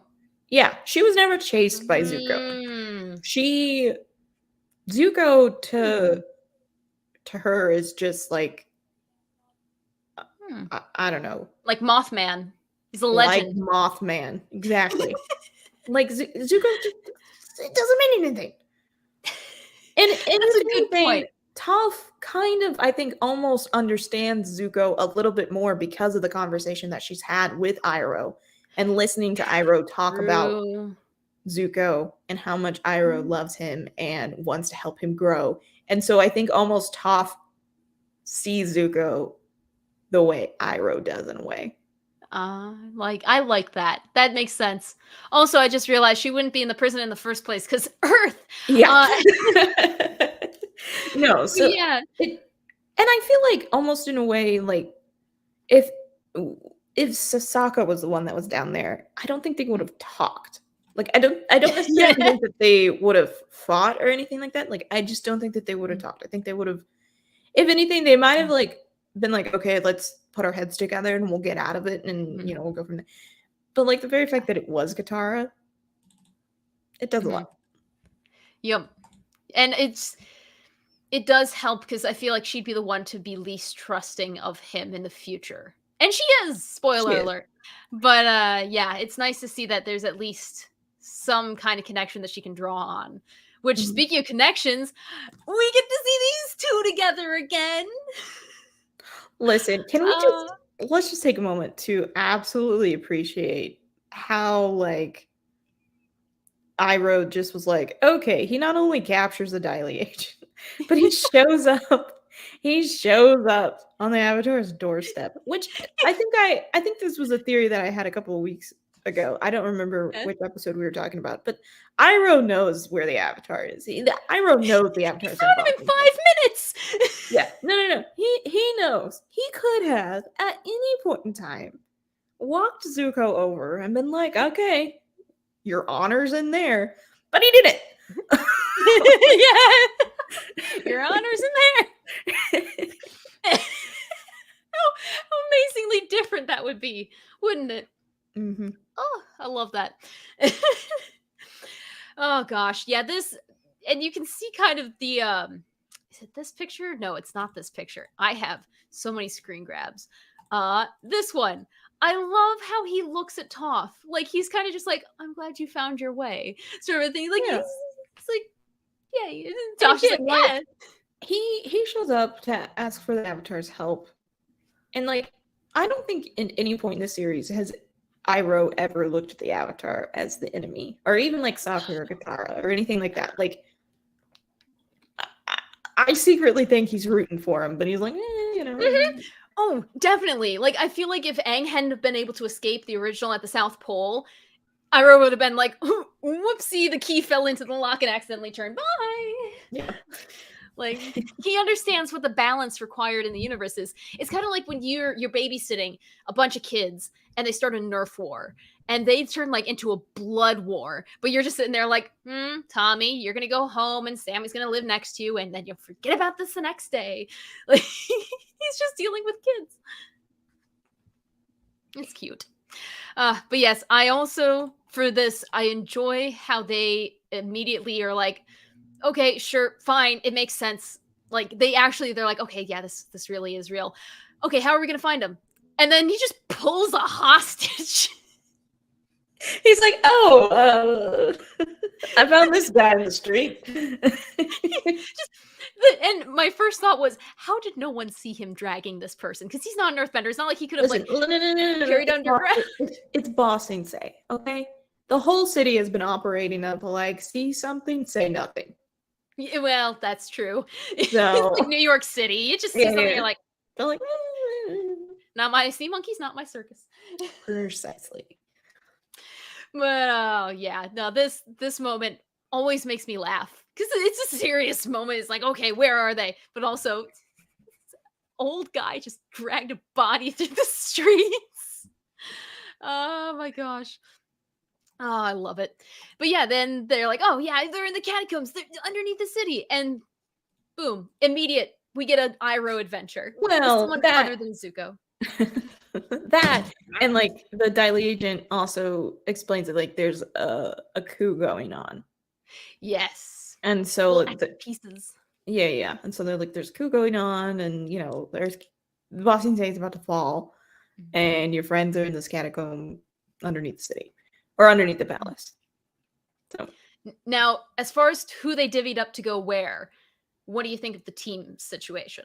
what do I think about the Scooby Doo moment? I was literally going to say the Scooby-Doo split up. Oh my gosh. This works so well together.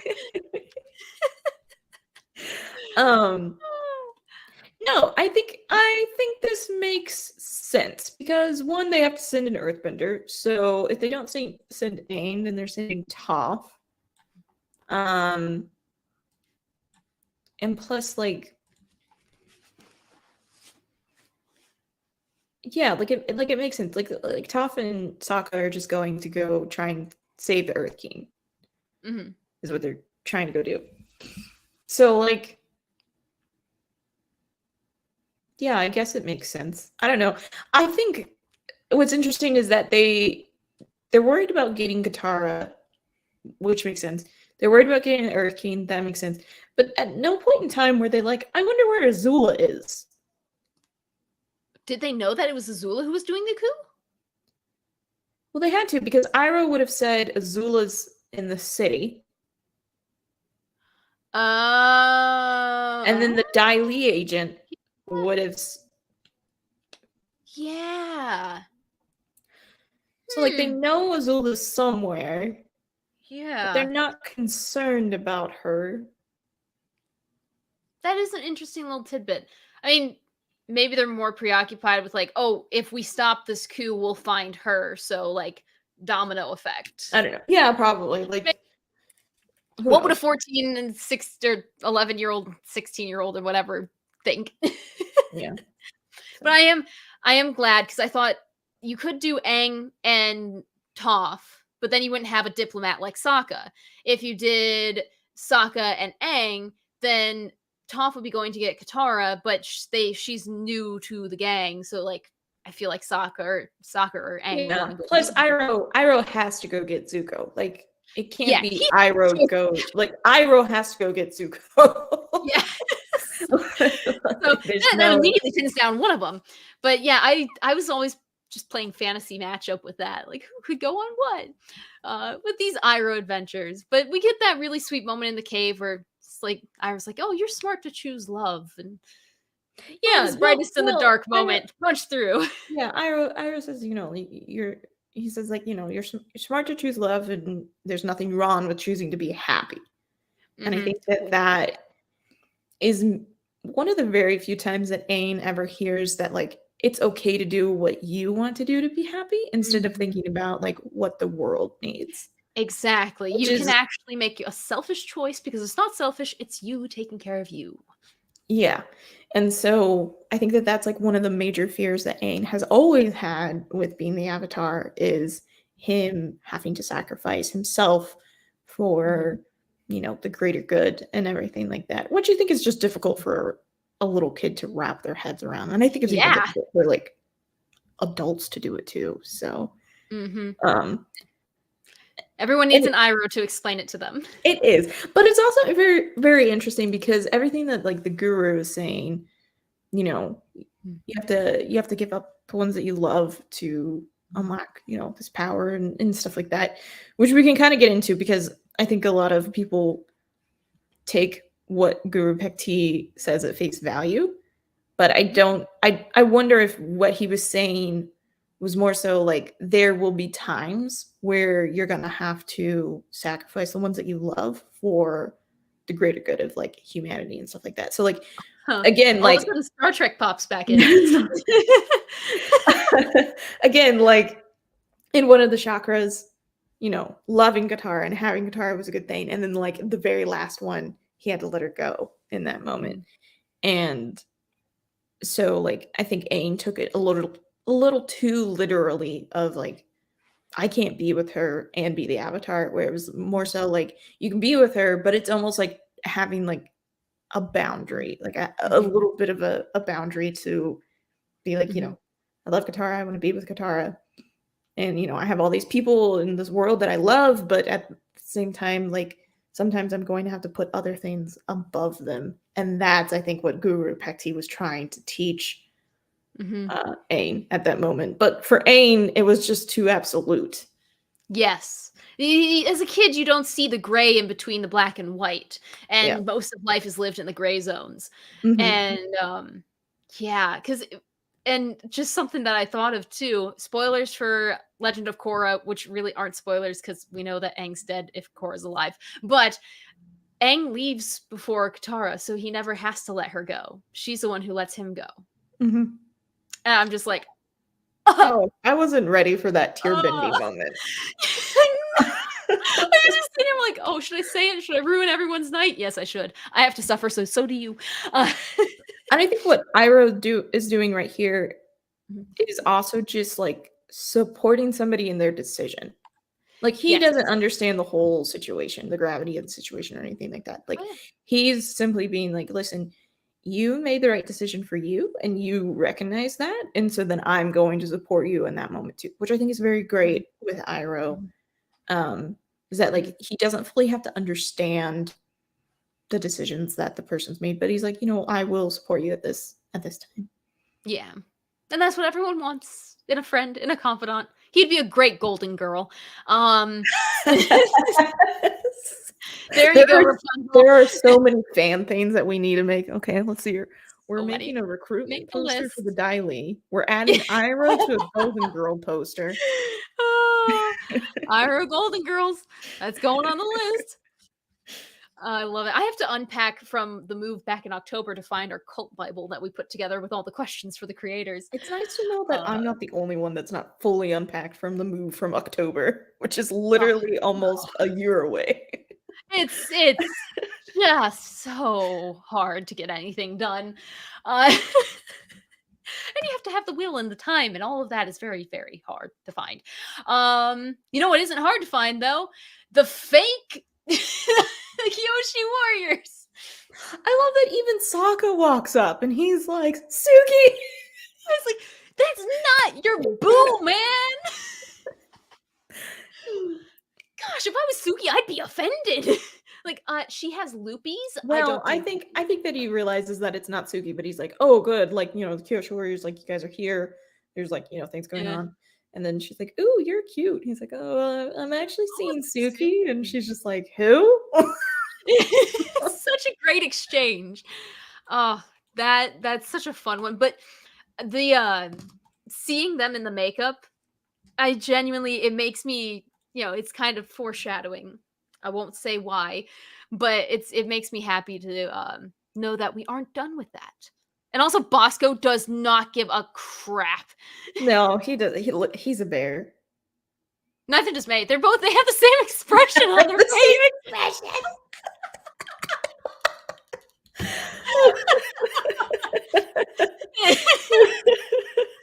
I think they're besties. After the war, 100% besties. No, May doesn't care about that bear at all. She cleaned up.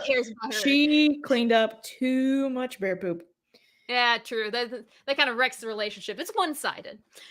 But this moment, right after all the, you know, la-di-da fun, kind of little haha, who's Suki, blah, blah, blah.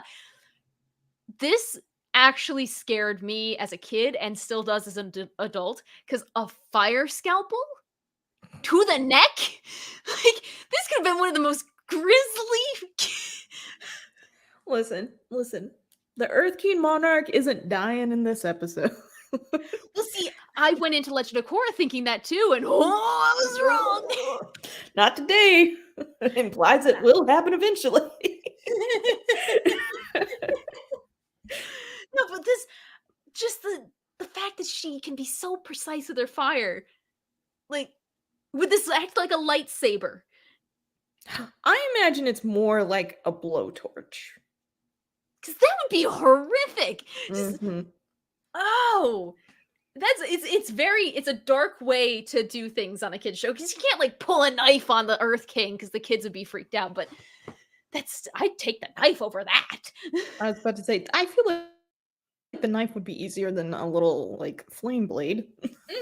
Flame blades are not to be messed with. There's a reason that kids don't get to play with matches, and the same should be said for teenagers. Uh, but yeah, no, we get the whole surrender thing, etc., etc. And then we kind of fast forward to Zuko and Iroh are together in the cave, and they're talking because Katara and Aang are like, "Oh, we gotta go," and we get this moment. You gotta choose sides. Wait. Okay, before this moment, there's Yeah. actually so like it's when Aang and Iroh like break through, and then like Katara and Aang are hugging, and Aang is so happy in that moment, and then like he just like gives daggers to Zuko, and Zuko's just like they're just staring each other down. Meanwhile, the person that's hugging them is like, "Oh my gosh, I'm just so happy that you're here and that you're safe and that you found me," and blah blah blah. You know.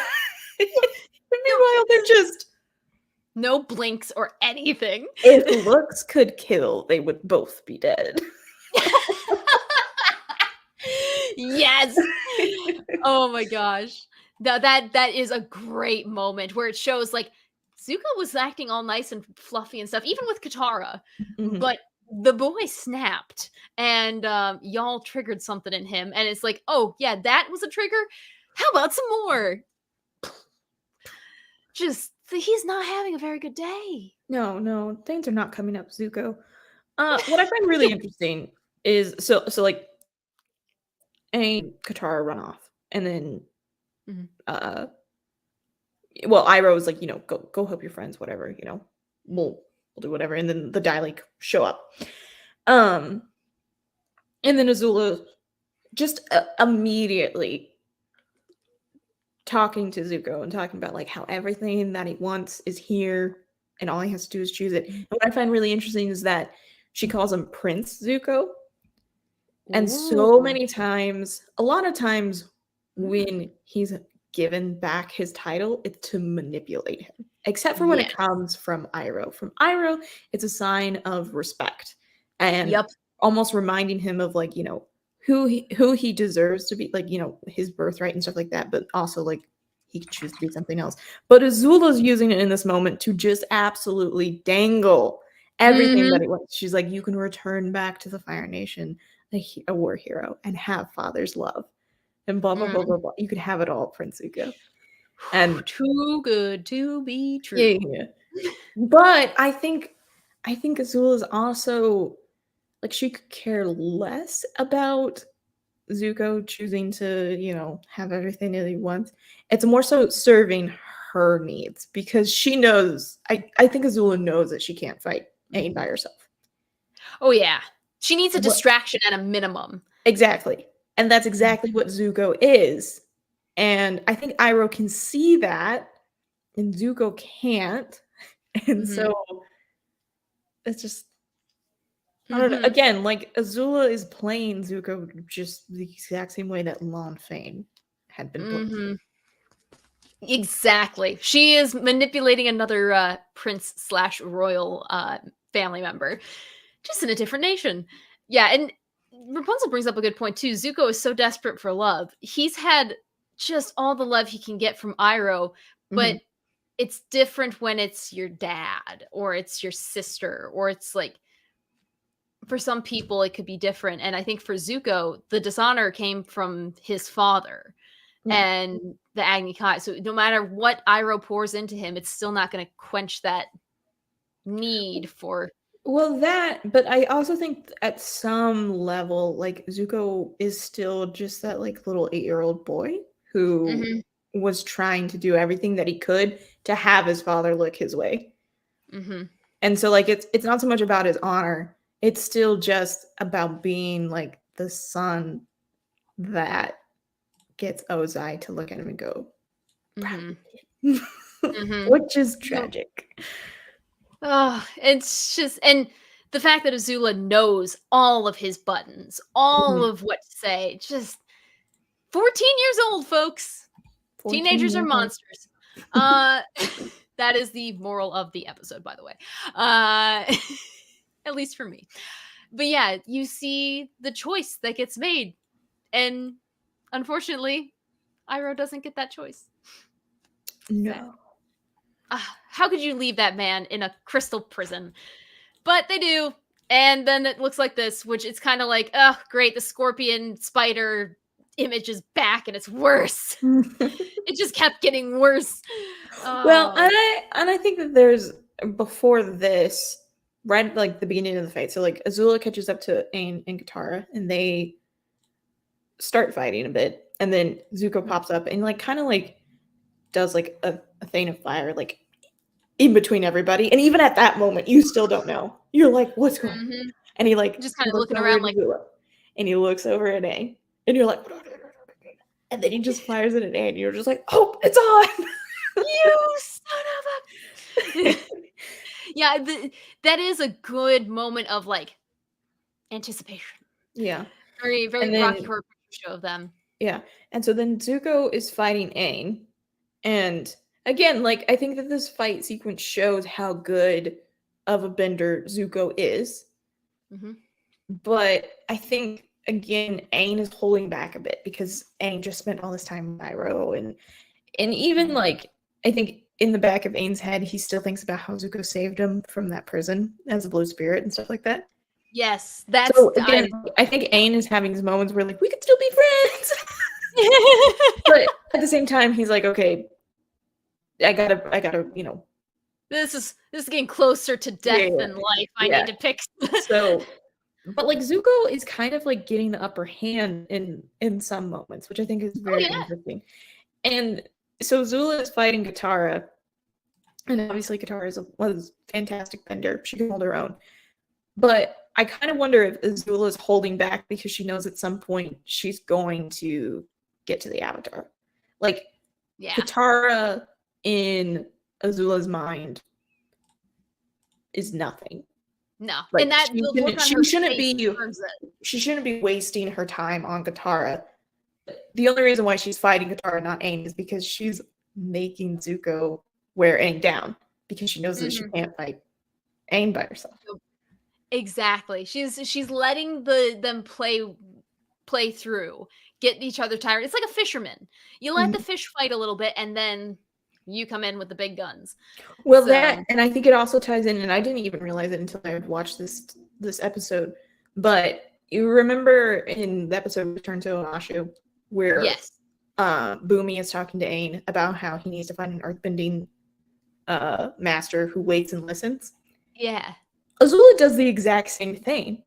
Ooh, you're right. She's a firebender that waits and listens. Yeah, she waits and listens. Like everything that everything that Azula has done has happened because it literally falls in her lap, and she's patient enough for other people to play their cards, and then she just so happened to found the Kyoshi Warriors and knew that the Avatar was in Ba Sing Se, so she goes to Ba Sing Se.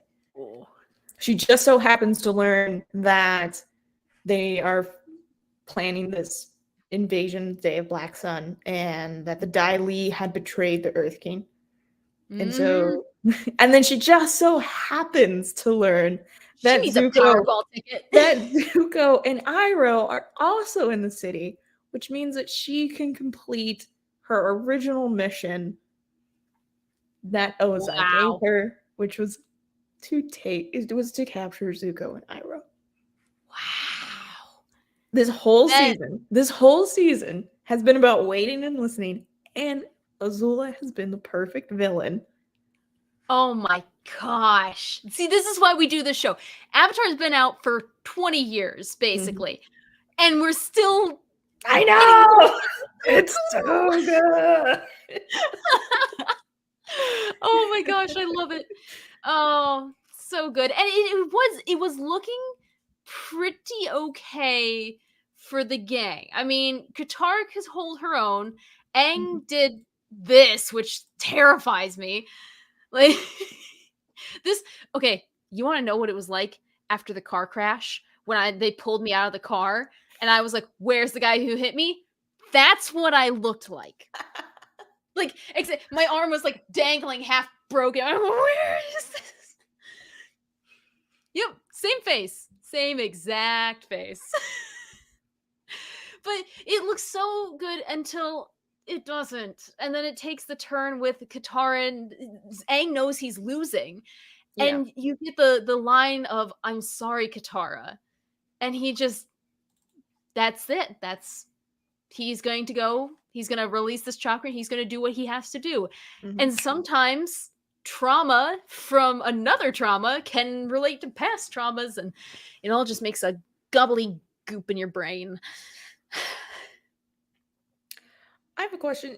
So he unlocks the chakra and he goes into the avatar state, and he, there's this great buildup, and like you can see like everybody kind of in awe at Aang's power.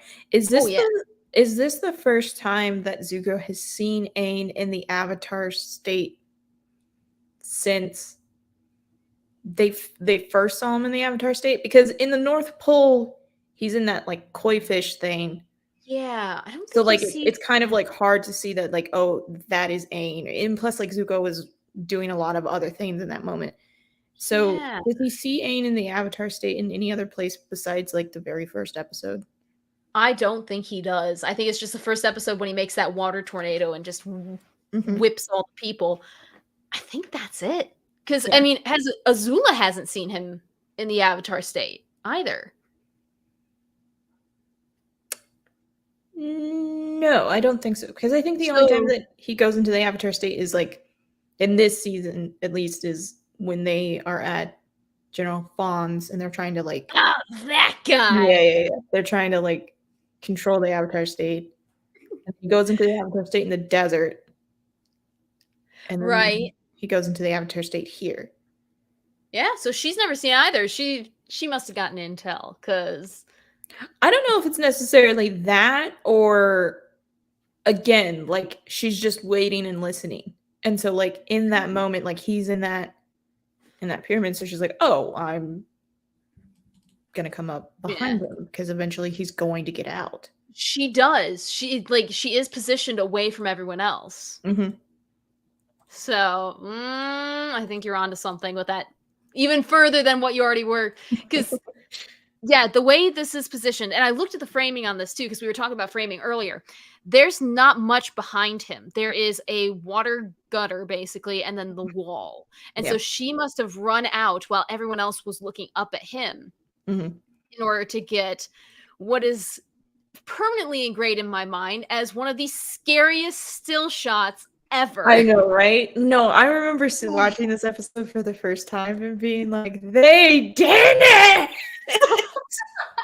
because if you as a viewer, and if you're not as crazy as I am and remember everything, you know that back in season 1 when the Avatar state was first like kind of introduced and Aang knew, like, was being told what it was, Roku tells him, like, if you're killed in the Avatar state, that's where the Avatar cycle ceases to exist. So like Mhm. this moment Just you're like, oh, not so only is Aang possibly dying in this moment, he was in the Avatar state. And so that means that we're not going to get another Avatar. Like the Fire Nation has won at this moment. And you're just mhm. like, Oh, that combined with the music, and you're just like, yeah. yeah. No, just absolutely heartbreaking. But I even in this moment, they paid so much attention to details meteorologically. So buckle up because when lightning strikes you, it's going to discharge from where it struck you through the bottom of your foot where you're making contact with the ground. Aang wasn't making contact with the ground, but it was still the closest thing to the ground, so it continued that trend. And it's the marks and the scars and burning and everything. It's very similar to what you see with lightning strike victims. The more you know with Katie. But yeah, it's just and to think everyone who was watching who saw this as a kid. Oh, We were talking emotional about damage. trauma. Mhm. Yeah, they gave us the guru to prepare us for the Crossroads of Destiny. They really did. They were like, "Oh, we're gonna work through your trauma. We're gonna make you feel so good, and Oh, you're gonna feel so happy." And just when you're at your happiest, Azula's gonna come in. just one shot, sniper That's rifle. worst. Oh my gosh, her that solidified the moment where I'm like, you know what? If she dies, I'll cheer. I'm gonna same with Long Feng. But you immediately you don't even have time to really process it before you get this shot, which made me sad to even look up for this stream. But oh, the emotions Katara would be going through. But again, like Katara is doing what Katara does is in that moment, Aang needs her. So she's going to do whatever she can to make sure that he's taken care of because he's like the only hope that she has. Well, and look at I love this screen grab because you see a bit of a look of shock on her face, but you can imagine the relief knowing that she's not alone. Yeah. Because I think if it was just her, they probably wouldn't have made it. No, I don't think so.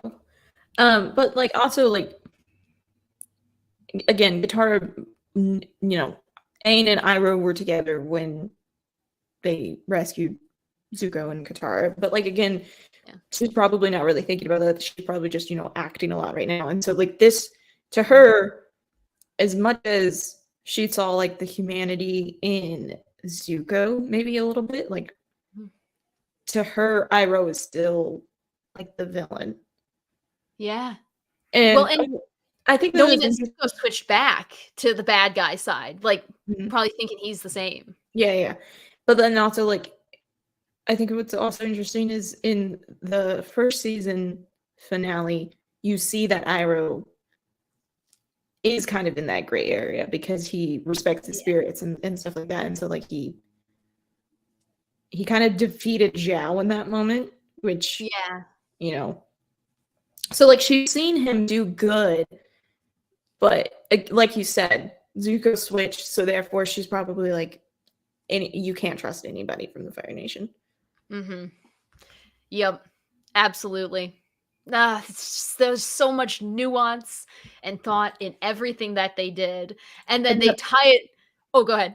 Oh, well, I was going to ask you a question. Go ahead. Oh, go for it. No, I was just going to transition to another thing, but I had no. Oh, okay. I was going to ask you. Time. What do you think? So, like, Iroh is like, I'll hold him off as long as I can, and so like, as soon as Katara makes her escape, like, he immediately stops fighting. What do you think? Like, why do you think that? I have an idea for it. I think it's because he wants to set an example for Zuko. Because it all comes back to Zuko in the end. If he wanted to fight Azula, like, dude belly bumped her. Like, he could take her if he really wanted to, but Zuko's in the room. And he knows there's good in him. He knows. And I feel like it really is because Zuko was there, because when he did this and they give him the whole girdle of crystals, he looks at him and he's just looking at him, and then he looks down.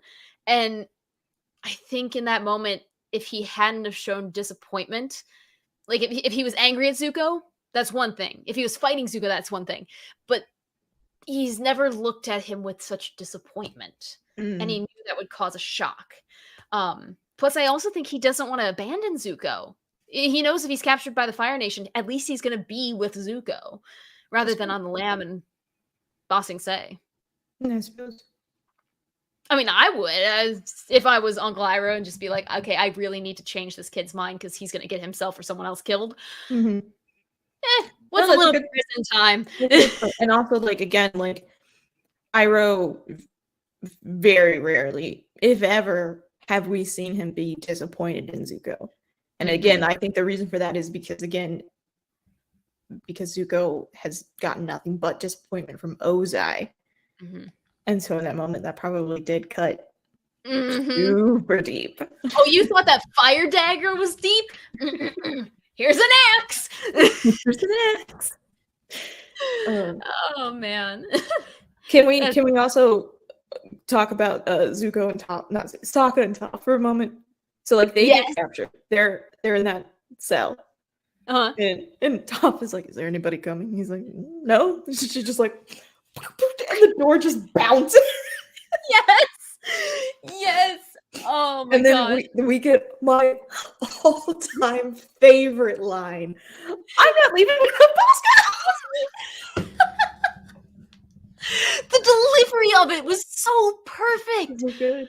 And then what do they Oh. do? They go to get Bosco, and there's because like May and Tylee are nowhere in like the final battle, whatever. For whatever reason, I don't know why. It doesn't make a lot of sense, but whatever. They're watching the bear. Yeah. And so like they very quickly like take care of Tylee, and May's just sitting there. She's like, just take the bear. That's so, and that Cricket, who is May's voice actress, she loves signing that. If people don't have something for her to sign, and it's like just on a page, she'll sign the "You miscalculated. I love Zuko more than I fear you." But if it doesn't have a lot of space, she puts "Just take the bear." Just take the bear. Cricket Lee, May.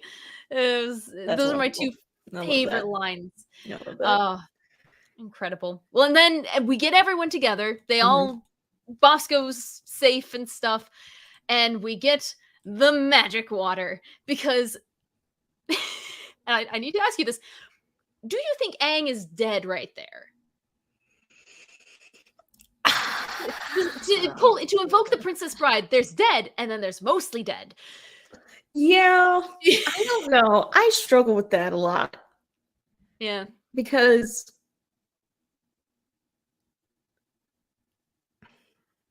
I don't know. If he isn't dead, let's say he's not dead, but knowing what we know from Legends of Korra, I think the connection to Rava is severed. So in that moment, he has the avatar. If he's alive and he comes back, he would only be able to airbend, if that. Ooh. So I like that. So if we're not saying he's dead, which is an interesting question because they can't show somebody dying on screen. So if we use the logic of Jet, it would that he's not dead. I just imagine the writers being like, okay, his eyes are closed, he's limp. We are not saying one way or the other. He's Schrodinger Zang. Okay. Exactly. He technically comes back because of Qatar. So yeah. So I don't know. I struggle to say that he's dead.